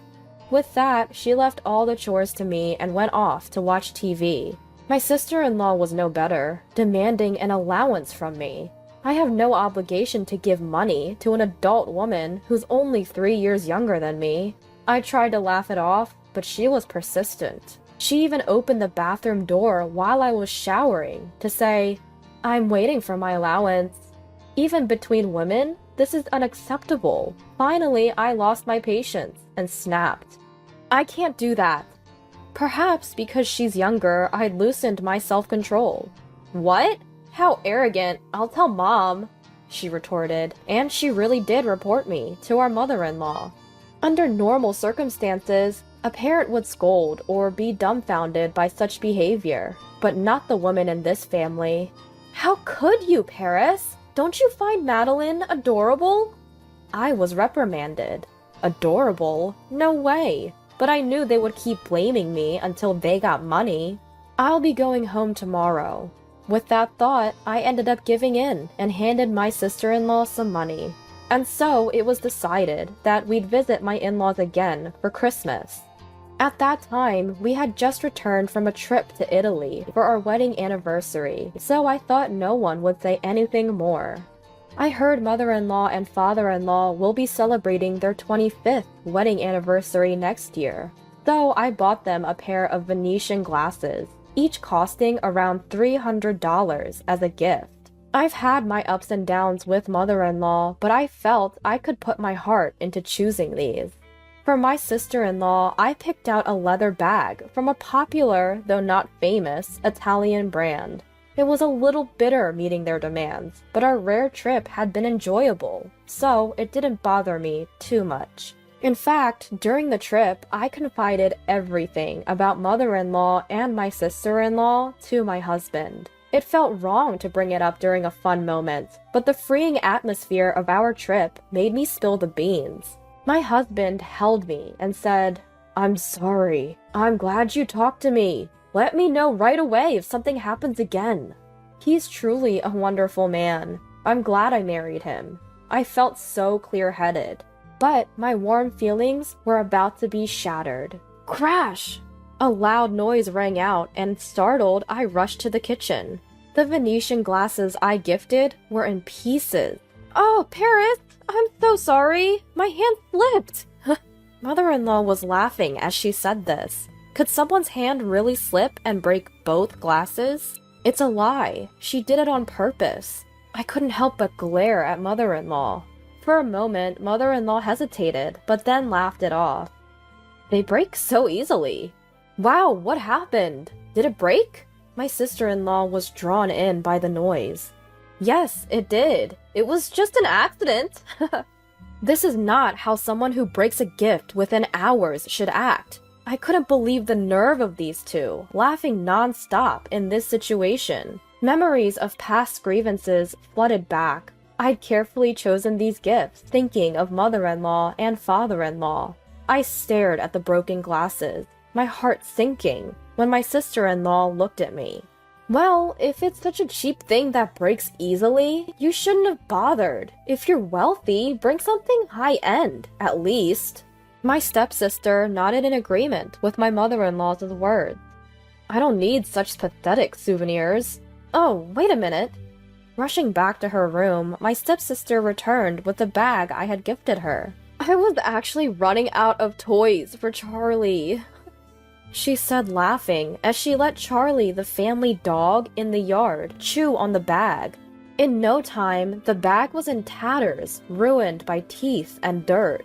It felt like my fond memories of Italy were torn to shreds, and tears almost filled my eyes. I won't forgive this. Fine, I'm leaving. I won't be coming back anymore, I said. Both my mother-in-law and stepsister responded with a puzzled, huh? Their mouths were still smiling, so I guess they didn't get it. No worries. Let me make it clear for them. Did you hear that? I spoke into my mobile phone. Yes, I heard it all. I'm on my way. Upon hearing my husband's voice, I ended the video call. In reality, he had left me alone on purpose to gather evidence of their mistreatment. I had been updating him via WhatsApp, and upon hearing a noise, he had instructed me to start a video call. The only reason I didn't break into tears was that I had a strong ally on my side. My husband arrived and immediately asked, "What's going on here?" "My glass from Paris just accidentally broke," my mother-in-law responded. Stepsister also tried to chime in. "Charlie just decided to..." But my husband wasn't having any of it. "Don't mess around. I saw everything. What are you doing to Paris?" At that moment, the words, "doing to Paris," caught my attention, as if something had been done to him, too. "Well, you don't give us much money, do you? Paris is your wife. It's okay, right? It's her duty," my mother-in-law retorted. I was stunned. Could it be that they were mooching off my husband as well? "Mom and your bunch have always been messed up. Stop leeching money off your kids." With my husband's words, suspicion turned into certainty. Turns out, he'd been asked for money by his family for a long time, too. Before we got married, they even created debts under his name, which he ended up paying off. After marriage, the money grubbing continued. It seems he just didn't lend them anymore. I was truly shocked to find this out, but maybe he felt it wasn't necessary to tell me, just like I hadn't told him I was the grandchild of a landowner. He probably thought it was a problem only he had to deal with. Never could he have imagined that they'd target his wife. But since my parents were landowners, they now targeted me. How far will these people go to squeeze money out of others? It's disgusting. Even if they're my husband's family, they're awful. That's it! If you're going to go after Paris too, then it's a different story. My husband raised his voice. From now on, I'm cutting ties with this family. I'll sell off everything I bought. From cars to household items. You better find a new TV and fridge, quick. At this moment, my mother-in-law and sister-in-law were visibly stunned. And for good reason. The only people living in this house are my retired father-in-law on pension, my homemaker mother-in-law, and my unemployed sister-in-law. This household doesn't have the means to recover the household items if they're sold. My husband and I, who work hard outside and earn our own money, must have been seen as reliable support. "Let's go," said my husband, pulling my hand. We left the kitchen. But from behind, my mother-in-law and sister-in-law chased after us. "Wait! Please, don't abandon us! We won't ask Paris for gifts anymore!"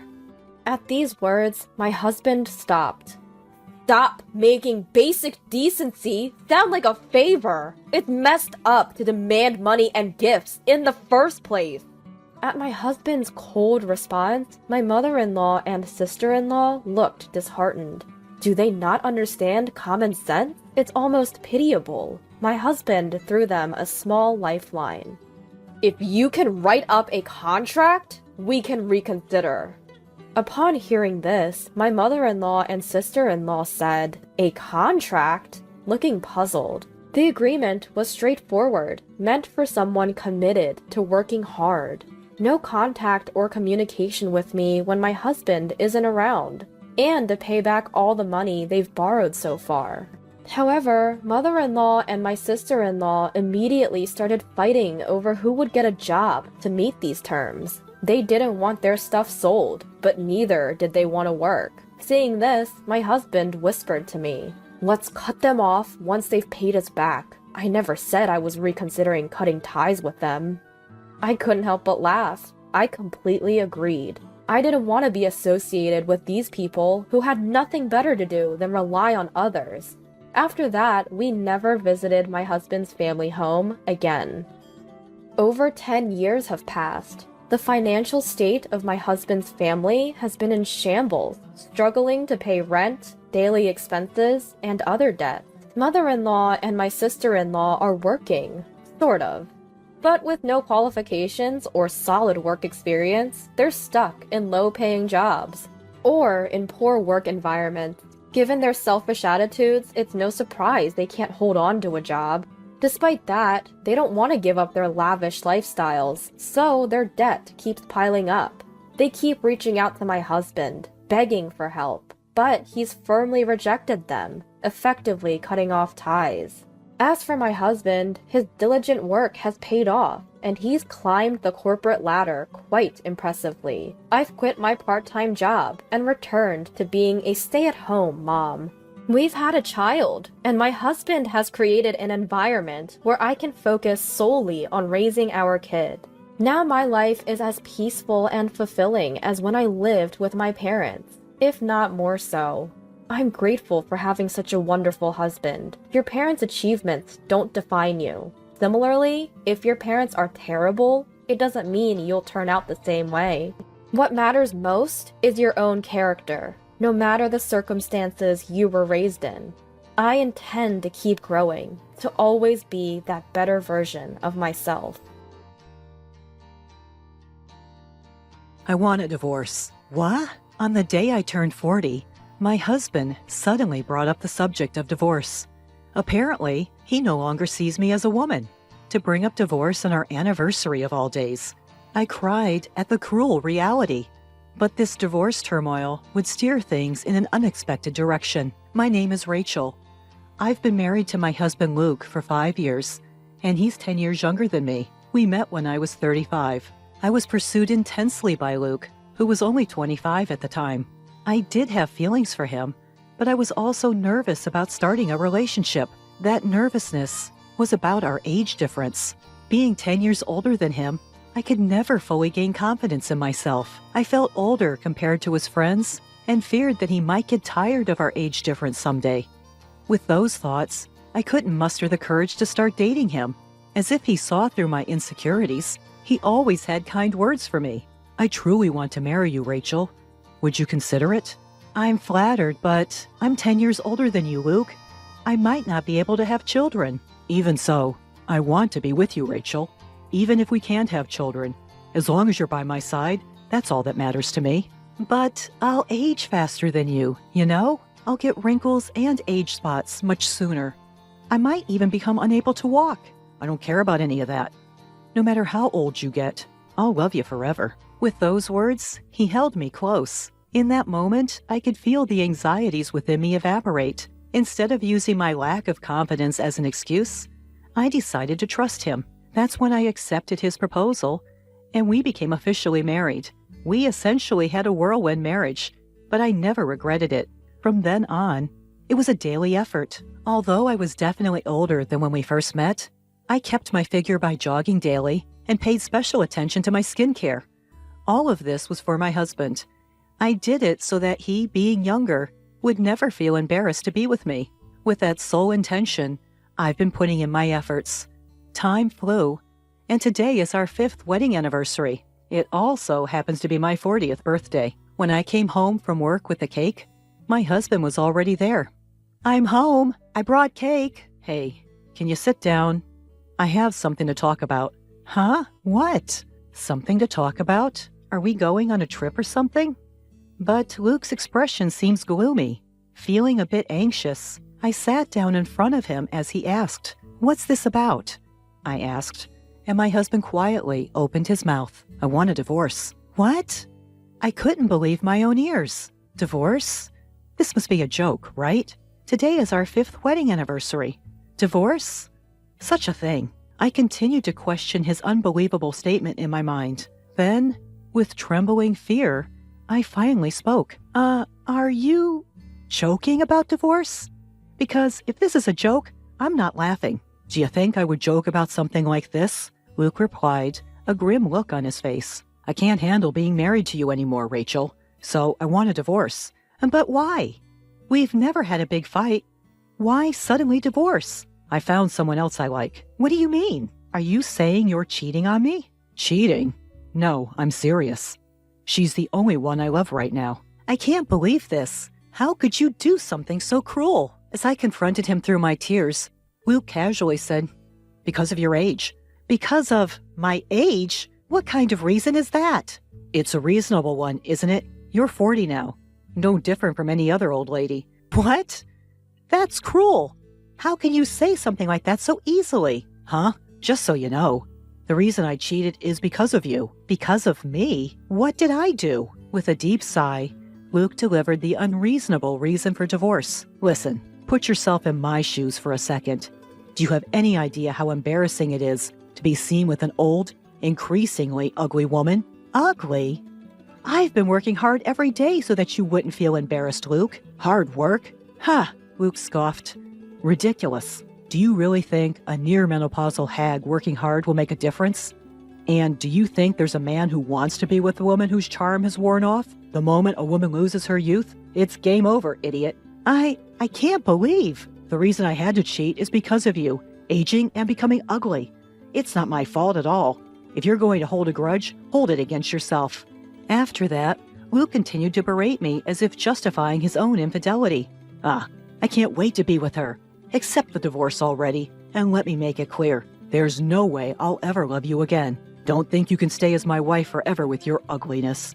If you insist, why not go get some anti-aging plastic surgery? He kept blaming me for his infidelity, incessantly insisting that it was my fault for growing old and becoming ugly. Because of our age difference, because I was aging, he hurled every insult imaginable at me, and my spirit dwindled day by day. Looking visibly emaciated and my mind spiraling, my younger husband sneered. In a normal case, I should be suing my husband and his mistress for emotional distress, but I just don't have the strength for that now. As a result of the constant manipulation by my husband, I didn't even claim any compensation before finally accepting a divorce from him. Some might think I should have confided in someone, but who could say we were divorced because I was ugly? I was so crushed by my feelings of inferiority. In the end, I told my family and friends that we divorced because we couldn't have children.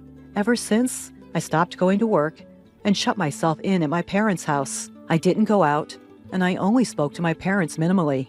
Having lost confidence in myself, I wanted to cut off any connection with the outside world. Seeing me like this, my mother took me to a well-known psychiatrist. When my name was called and I entered the room, the doctor looked at me wide-eyed. Huh? Is it really Rachel? Rachel Smith, right? Huh? Do you remember me? We were in the same class in junior high. It's me, Taylor. What? No way. That, Taylor? The man standing there was Taylor Miller, my classmate from junior high. He was never the type to stand out, but even back then, he was excellent, and his calmness and sincerity gave him a somewhat mature air. Taylor, you've become a doctor. I'm so surprised. No, I'm the one who's surprised. I never thought I'd run into you here, Rachel. You're as beautiful as ever. What? His casual comment made me blush instantly. Feeling embarrassed at flattering myself with his compliment, I quickly denied it. Stop with the flattery. My husband called me old and ugly before he left me. So that's what happened. Is that why you're here today? Well, that is... It's okay. I'll listen to everything. Can you talk to me about it? Looking at his gentle smile, tears well up in my eyes. I nodded silently and slowly began to recount what had happened. My husband called me ugly and left me, even though he promised he'd love me forever. I see. That must have been tough. Yeah, it was tough. I felt like my whole self had been denied. Each time I opened my mouth, tears spilled out, and I couldn't speak properly. Still, he listened to my story to the end. As a doctor, thank you for talking to me. You really did your best, Rachel.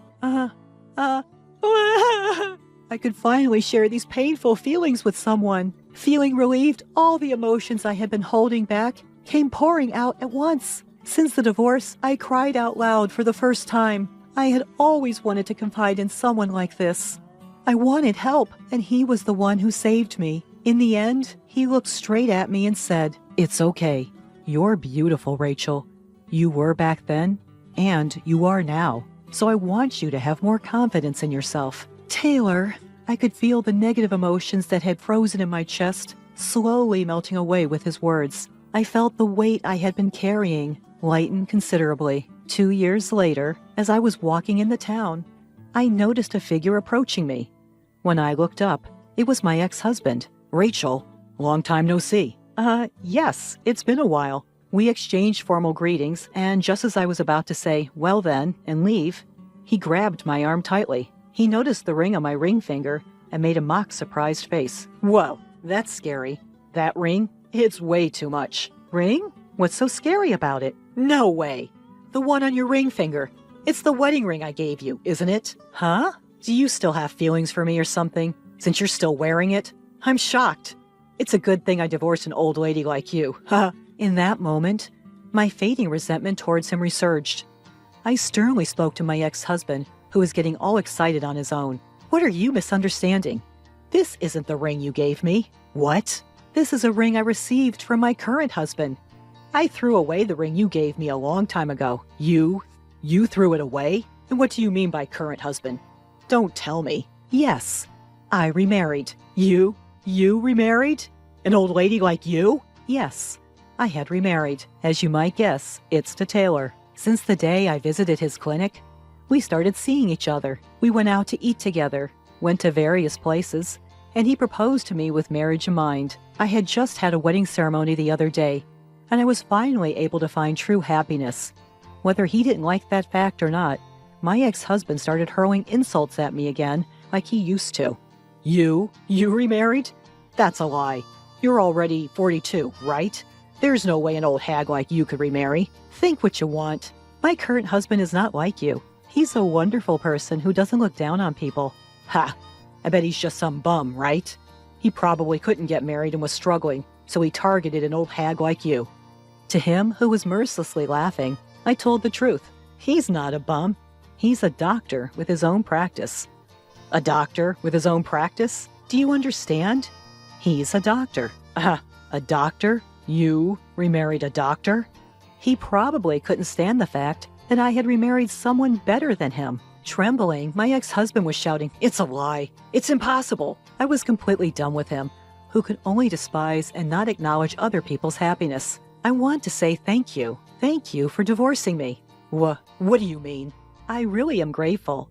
Thanks to you dumping me, I was able to marry my current husband. I was able to break up with a terrible man like you and get the best life with a superior husband. I can't thank you enough. You! My ex-husband was about to attack me with an intense momentum. I stared at him sharply and continued speaking. "I'm really glad I got to meet you here today. I've always wanted to see you." "Huh? Me?" Misunderstanding something, Luke quickly changed his attitude and flashed a full-faced smile. "You wanted to see me. Do you still like me? You can't forget about me, even with your husband around, can you?" "Well, I can't forget. In fact, I've been thinking of coming to see you myself, just as I thought. You know, I've been reconsidering my preferences too. I'd rather have a mature woman like Rachel than a younger one. If you insist, I might even consider getting back together." As he said this, he reached out to touch my shoulder. I quickly brushed off his hand and replied with a stern voice, "Get back together? You must be joking. That's the last thing I want. But you said you wanted to see me." "Yes, I wanted to see you, but not to get back together. To demand alimony."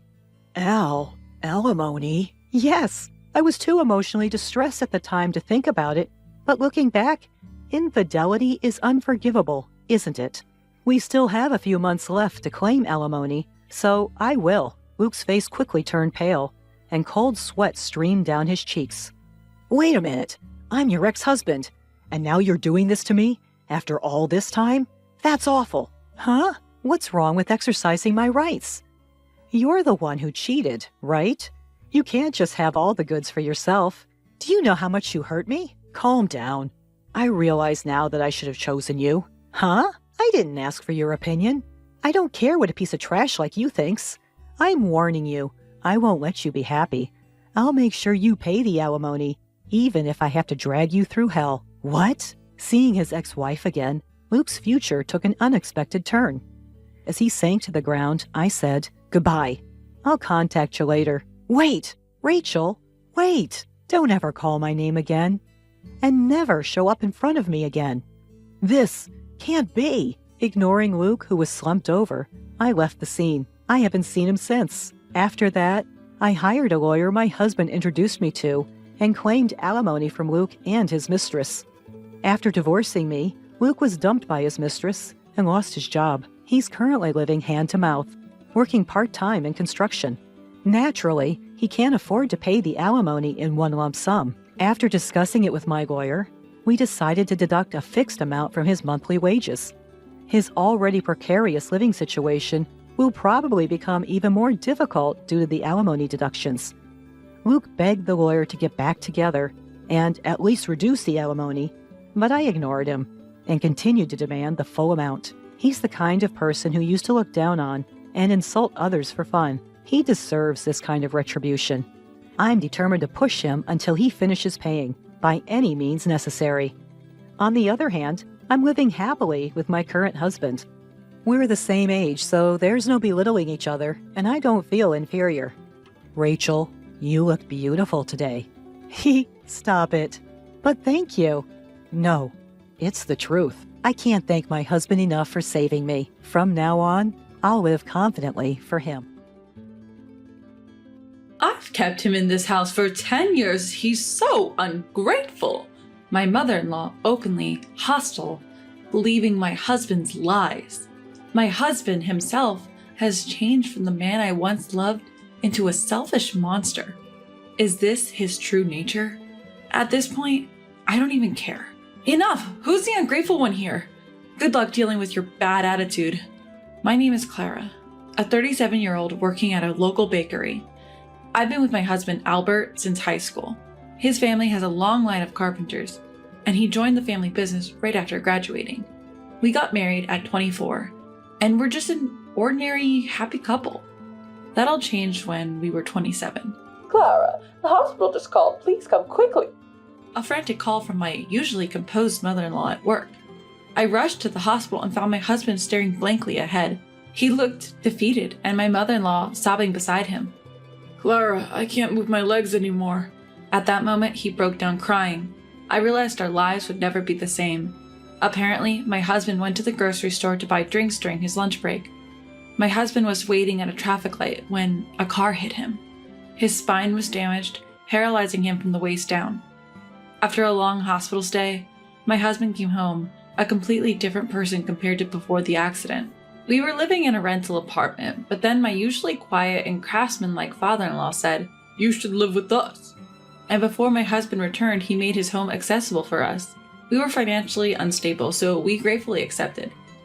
"I'm home." He entered the house in a wheelchair, his voice devoid of energy. He used to be cheerful, loud, and always cracking jokes. Now, he was like a stranger. "Clara, is Travis doing well?" "Daddy, does he hurt?" Our 2-year-old son, Travis, was worried. Travis loves spending time with his dad, especially going down the slide at the park. Whenever his dad has a day off, they head to the park and slide until Travis gets tired.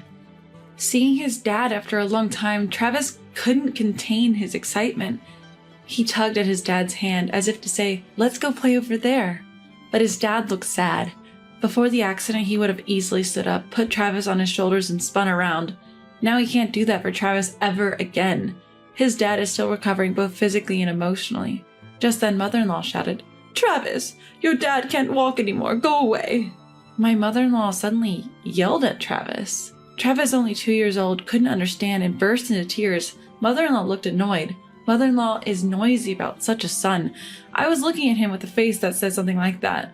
Mother-in-law has been more irritable. She's probably struggling to accept the situation. "Travis, big boys don't cry. Come on, let's play with Grandpa."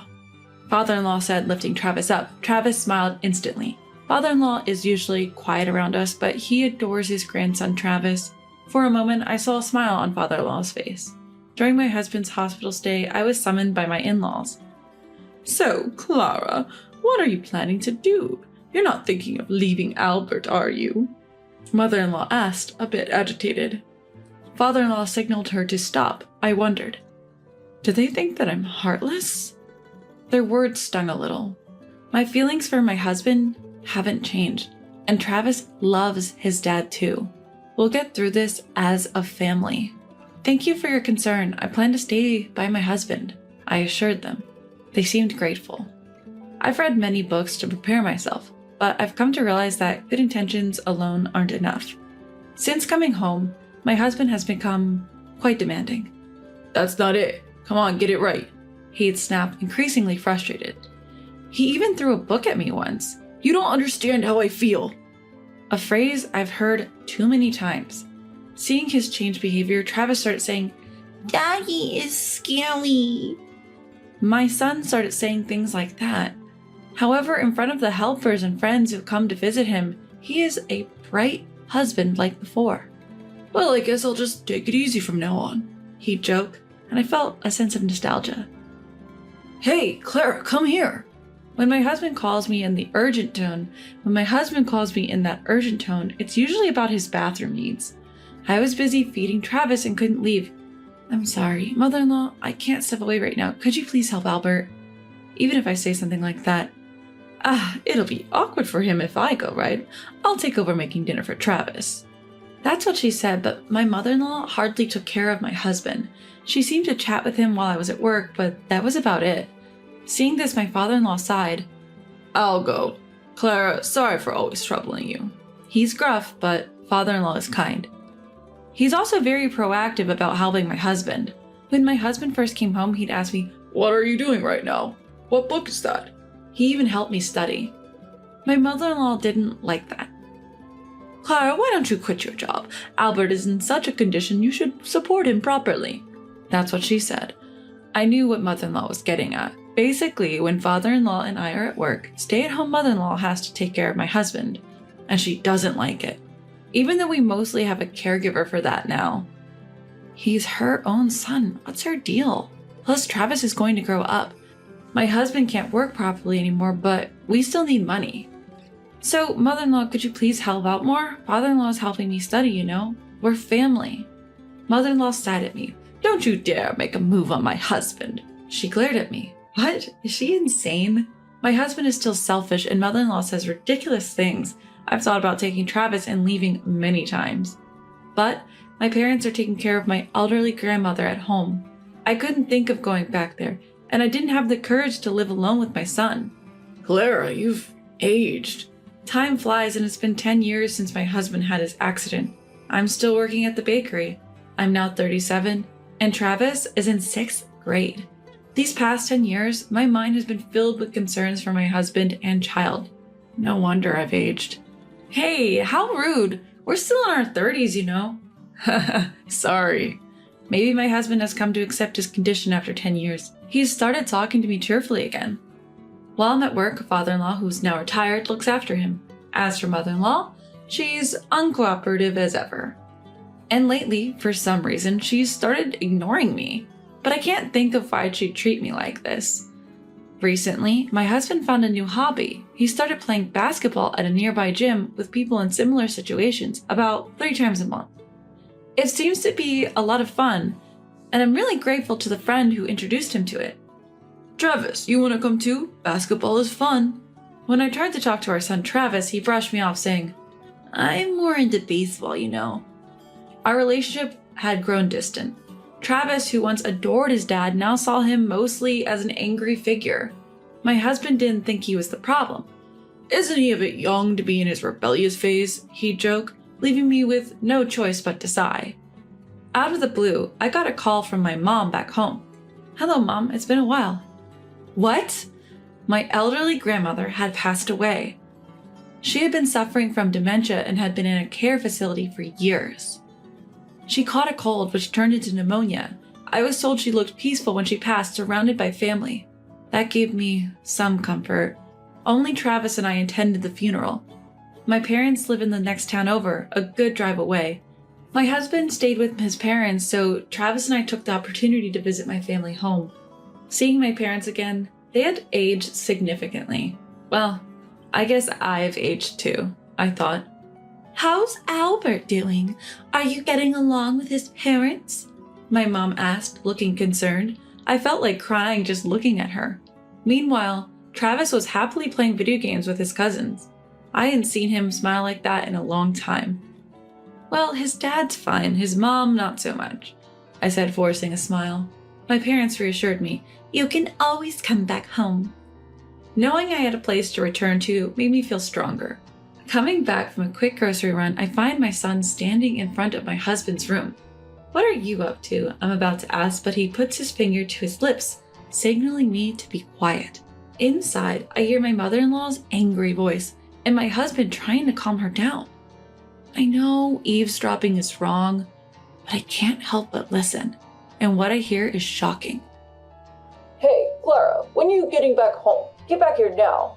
A few days later, my husband calls, clearly frustrated that my son and I haven't returned.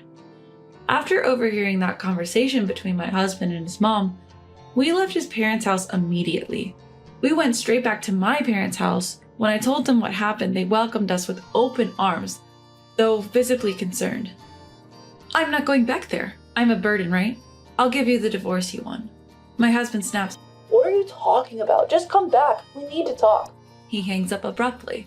My parents, who were listening nearby, look worried. My dad stands up and says, "Let's go."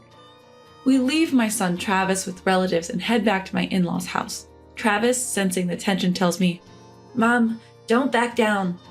I'm touched by his courage. They better be ready for me. We're back. Hearing this, my irate mother-in-law storms out to greet us. What's the meaning of this? Oh, Clara's parents. What brings you here today? I sense her irritation despite her polite tone. We're here to discuss Clara and Albert's divorce, my dad says, visibly angry. In the living room, my husband is sitting in a wheelchair, clearly surprised by my parents' sudden appearance. He glares at me as if to say, "How dare you bring your parents?" He always does this when he's unhappy, just glares at me. His mom does the same. Lately, he's been staring at me like he's watching me, wondering what he doesn't like. They're like two peas in a pod. Do you always glare at Clara like that? My mom asks, also angry. In this tense atmosphere, only my father-in-law remains calm. A few days ago, the police came to our house. They said we were mistreating our daughter-in-law. They left after a brief talk. Do you know anything about this, Clara? Yes, I was the one who called the police, I reply calmly. Upon hearing this, my husband and mother-in-law explode in anger. See, it's all her fault. She's crazy. You should divorce her. If anyone's crazy, it's you two. My husband is nodding in agreement next to me. But father-in-law is different.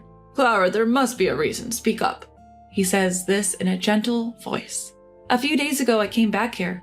Albert and the others didn't seem to notice, but what I heard was so horrifying. I realized I can't live with them anymore. Father-in-law wasn't home at the time. He looked puzzled, but these two are different. Their faces have turned pale. Do they recognize themselves? What are you talking about? Are you okay? My husband looked at me with a smug face, probably thinking I have no evidence. But my son Travis was quite vigilant. Do you want to see a video? Travis recorded this. I play a video. In it, my husband claims that I've been having an affair for years. After that, I'm plotting to take over the house. He says he's told me multiple times he wants a divorce so he can remarry someone he met through basketball. Mother-in-law is furious after hearing this. Divorce her immediately. She's even flirting with your father.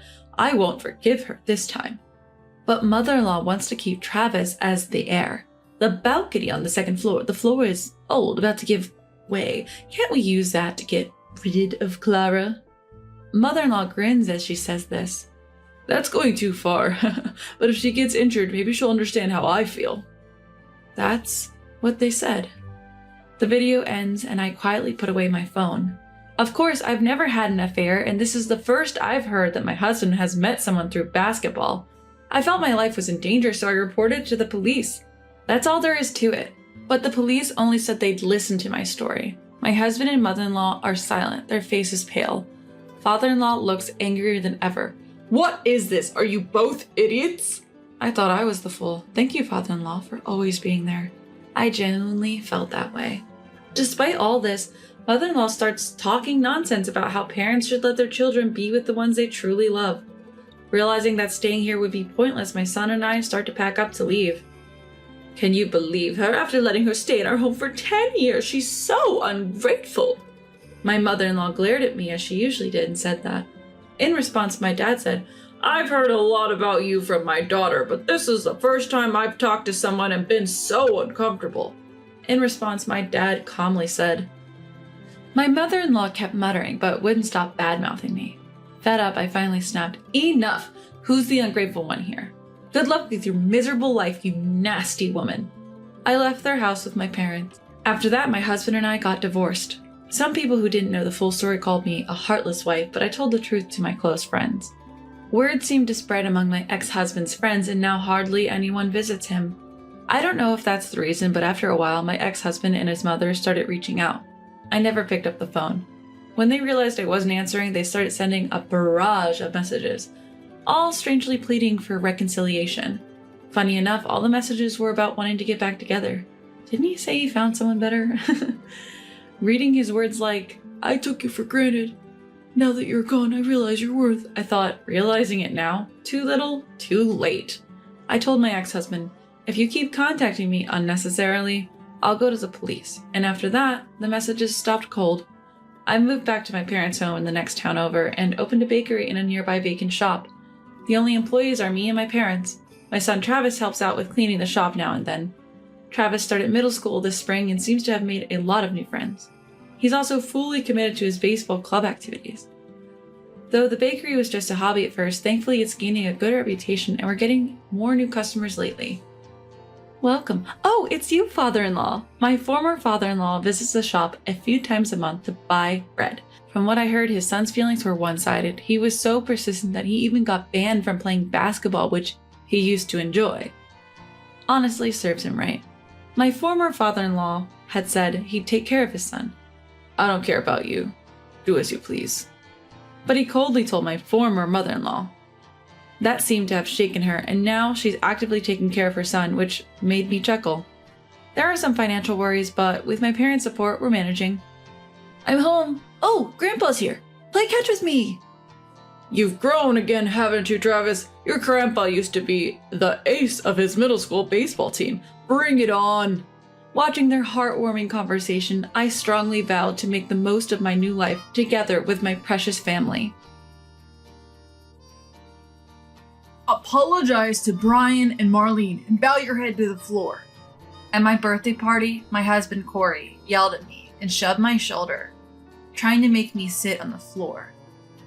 Marlene, my daughter-in-law, looked up as if searching for something, her face downcast. From my angle, I could see a malicious smile forming on her lips, which otherwise appeared as though she was about to cry. Would you say the same if you saw this?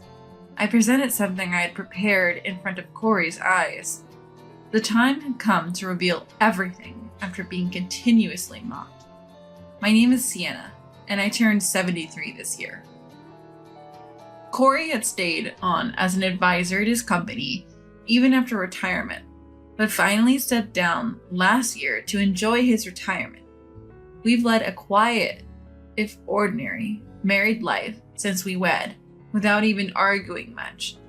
Our eldest son, Brian, got married a few years back and moved out. With our parenting duties complete and no other worries, life was good, though we're not exactly swimming in money. We've saved up a decent amount for our retirement. Living together with just Corey, there's really nothing we lack. We expected this peaceful life to continue. The change in our lives came with our eldest son and his wife moving in. Initially, they lived in a rental apartment, but they recently expressed a desire to live with us. True, Brian's workplace is closer to our home. Marlene is a housewife, so she doesn't have to worry about commuting. At first, Brian was the one who talked to me about it. Marlene has generally kept her distance from our home. It's not that we have a bad relationship, but something always felt off. Corey tells me I'm overthinking, but I can't help but feel it's women's intuition. However, this wasn't the first time the topic of living together came up. They had initially refused the idea when they first got married. Maybe back then they wanted to live independently. Now they've been married for a few years, and I have a feeling there's more to this decision to move in. I'm not particularly enthusiastic, but Corey feels differently. He's always enjoyed a bustling home and seemed a bit lonely since the kids moved out. He thinks that once our grandchildren are born, things will get even livelier. If Corey agrees, then I can't be the only one to oppose it. They decided to move in during the month when their apartment lease was up for renewal. With plans already this far along, Marlene has yet to pay us a visit.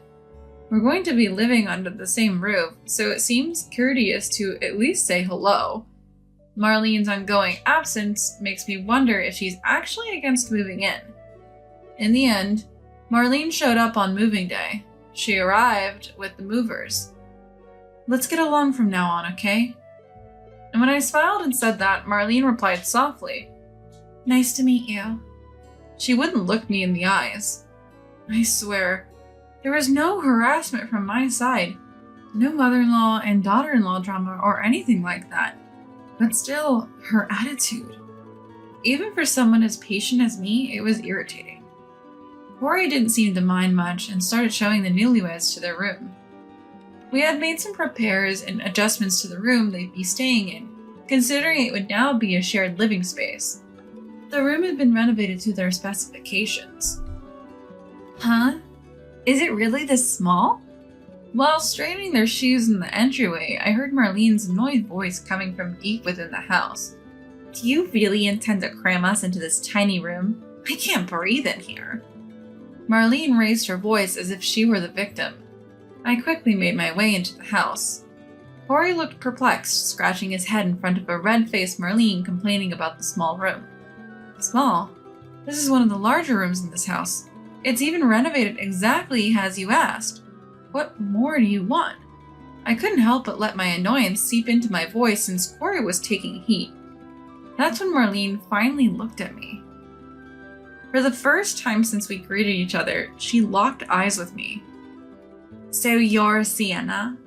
You plan to shove us into this storage closet?"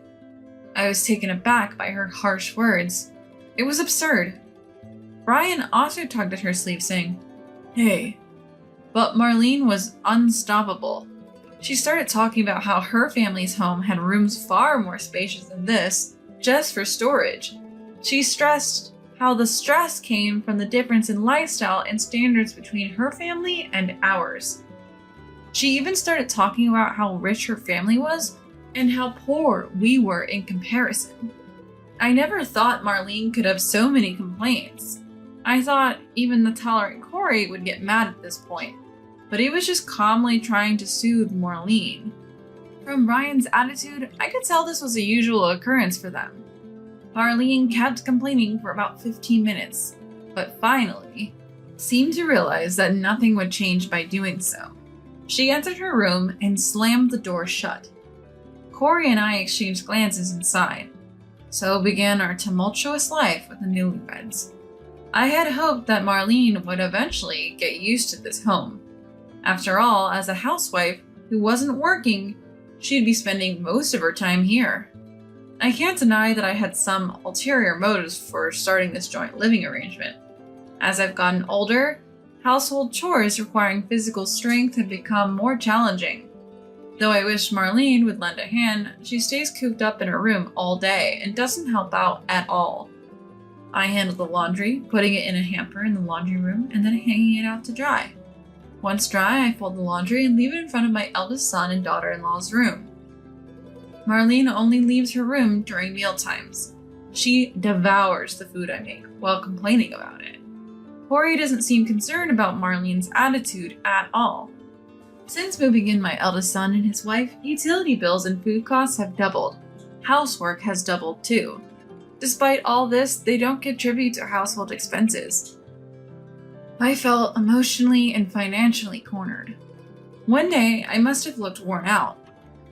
Corey brightly remarked. Your birthday's coming up soon.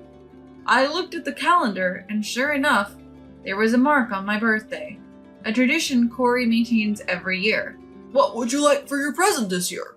He asked. I sensed Corey was trying to cheer me up. I felt like I couldn't stay down in the dumps forever. Actually, there is something I want. I told Corey I wanted a wristwatch. The one I had was broken, and when I tried to get it repaired, they told me the parts were unavailable. Even though I don't usually wear a watch, I feel uneasy without one when I go out. Corey seemed to remember saying, Oh yeah, it was broken. I look forward to your wristwatch, he said with a bright smile. Seeing that smile, I find myself smiling genuinely for the first time in a while. I decided to make an effort to avoid looking miserable or irritated. A few days later, I accidentally overheard Corey and Brian talking in the yard. It seemed they were planning my birthday gift, a wristwatch. I thought about leaving, but didn't want to draw attention to myself, so I stood quietly, blending into my surroundings. Can you buy Mom's watch with this money? I'm not sure what women like, so consult with Marlene, and let's keep it under $1,000 so Mom won't feel overwhelmed. With that said, Corey handed Brian a bank envelope. Probably it has $1,000 in it. Brian checked the envelope and nodded. Got it. I felt a bit guilty for eavesdropping, but they seemed unaware of my presence, and I left. That was quite a splurge for Corey, and I couldn't help but feel delighted. Marlene's snide comments didn't bother me that day. However, that evening, I accidentally overheard something unbelievable. That night, the wind was howling, making it hard to sleep. I couldn't fall asleep and thought about having something warm to drink. Careful not to wake Corey, I slid out of bed. As I walked down the hallway, I noticed light coming through a gap in the living room door. I heard voices talking. I tiptoed closer and saw my eldest son and his wife, Marlene, sipping beers in the living room. Not wanting to deal with them, I decided to go back to my room without my warm drink. Just then I heard Marlene say, "So, for Sienna's birthday gift." I froze and listened. "We know she won't appreciate the value of a watch, so I just got her a $10 one from some knick-knack store." Marlene chuckled. I couldn't believe my ears. I thought my son would scold her, but he joined in the laughter. Smart thinking. We can use the extra money for a trip, my son added. I felt dizzy for a moment, surprised my son would say such a thing. And to top it off, they were mocking me, saying I wouldn't even notice it's a toy watch. Sienna's gonna cherish this toy watch. Hilarious, right? Marlene laughed so hard it sounded like she couldn't contain herself. I retreated to my room unnoticed. I felt like crying, but anger surged within me instead. Enough was enough. I vowed to make them regret their actions. You know, it's my birthday, and I was thinking of inviting my sisters and their husbands for dinner. At breakfast, I said to Marlene. This was the first time we invited my sister and her husband for a meal since we started living with the eldest son and his wife. Before we moved in together, we used to invite them for dinner, frequently. But that changed, perhaps out of consideration for the eldest son and his wife. That's fine, but I won't be helping with any of the preparations. You invited them, so you handle it. It's my birthday, and she has no intention of doing any preparations. I've never heard of the birthday person having to do the hosting, but I kept my composure. Getting upset would ruin my plan. Sure, I'll whip up something delicious, I said, feigning enthusiasm. Marlene scoffed. You're really going all out for your birthday, huh? I heard her, but pretended not to. It's all for the birthday scheme. So here I am, in charge of all the preparations for my own birthday party. Cooking is a joy for me, so I'm not stressed about it. I was also looking forward to seeing my sister and her husband, Derek, who is an ex-military man. Derek's a straightforward guy who hates dishonesty. He's usually calm and kind, but as my sister often warns, you don't want to see him angry. They both get along well with Corey and are currently taking golf lessons together. Derek is the kind of guy who checked in with me when I started living with my eldest son, asking if everything was okay. I have a feeling he'll be on my side. Flipping through my collection of recipes, I decided to prepare something both my sister and her husband enjoy. I can't help but smile as I do this. Fast forward to the day of my birthday and I'm swamped. It's ironic that the birthday person should be so busy, but what can you do? Marlene is not lifting a finger, just lazing around the house. She occasionally sneaks into the kitchen to snack on something and leaves. Corey has gone to his golf classes and will bring my sister and her husband back when he returns. I hurry to get everything ready in time for the evening. As for my eldest son, he took the day off to gamble. I've always warned him to be moderate, especially since he's had a gambling issue back in college. But ever since he started dating Marlene, it seems like he's picked up his old habits again. They even go gambling together on their days off. By the evening, everything is set. Corey arrives with my sister and her husband. Derek brings me a large bouquet of flowers, instantly lifting my mood. I still love my birthday, no matter my age, especially when celebrated by those close to me. I repeatedly say, "Thank you," as I accept the bouquet. Marlene, seeing the large bouquet, mutters under her breath, "They'll just die anyway." She meant for only me to hear it, and I quietly scold her, saying, "Don't be rude." Usually I let her comment slide, but not this time. She seems surprised, then clicks her tongue in annoyance. Her pretty face is spoiled by her pettiness. My sister greets me. "It's been a while." Marlene immediately puts on a charming smile. My sister is so naive. She believes there are no bad people in the world and has no clue about Marlene's two-faced nature. We gather in the living room for the birthday celebration. I prepared a large table with all of my sister and her husband's favorite foods, as well as Corey's. I intentionally left out my son and Marlene's favorites. Marlene seems to notice this and whispers something to my son. Ignoring her, I start the birthday party by saying, "Thank you all for coming today. It always feels good to have your birthday celebrated no matter how old you get." My sister smiles and says, "You never change, do you?" Corey and Derek start sipping their wine. My eldest son and his wife remain sulky, silently digging into their meal. They occasionally nod or hum at our conversation, not really participating otherwise. As we near the end of dinner, my sister brings out a birthday cake from the fridge. I didn't prepare a cake myself, so this is a happy surprise. Although the number of candles is random, it reminds me of childhood birthdays I spent with my sister. "We have a gift for you too. Take it as a present from all three of us," says Corey, nudging my eldest son. I catch Marlene, flashing a sly grin at that moment.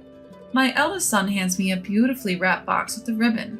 "This watch you won, it cost around $1,000. Take good care of it," he says a bit arrogantly. Corey seems a bit annoyed by his tone, but keeps it in check to maintain the atmosphere. "Thank you. It's a very expensive watch," I say, taking the ribbon box in both hands. "May I open it?" I ask Marlene, who smiles and says, "Of course." She rarely graces me with such smiles. I carefully untie the ribbon and unwrap the box. Inside is a watch with a thin leather strap. I can instantly tell it's cheap. Even its secondhand wobbles. "Is this the watch you picked out, Marlene?" "How lovely," I say, holding it up for her to see. "I chose one that would suit you, Sienna. It's a lifelong item, considering the price." Marlene grins and replies, "That's the last straw. How much more is she going to mock me?" Without a word, I toss the watch in the trash. The room falls silent. "How dare you! Apologize to Brian and Marlene. That's a $1,000 watch. They picked it out for you." Corey is the first to raise his voice. He grabs my shoulder, trying to force me to kneel. Marlene feigns tears, muttering, "How terrible!" I can see the corners of her mouth turning up in a smile. "What do you have to say now after seeing this?" I handed Corey a printout. It was a webpage showing the exact same watch I had just thrown away, listed at a mere $10, tax included. The package and ribbon were identical to what we had.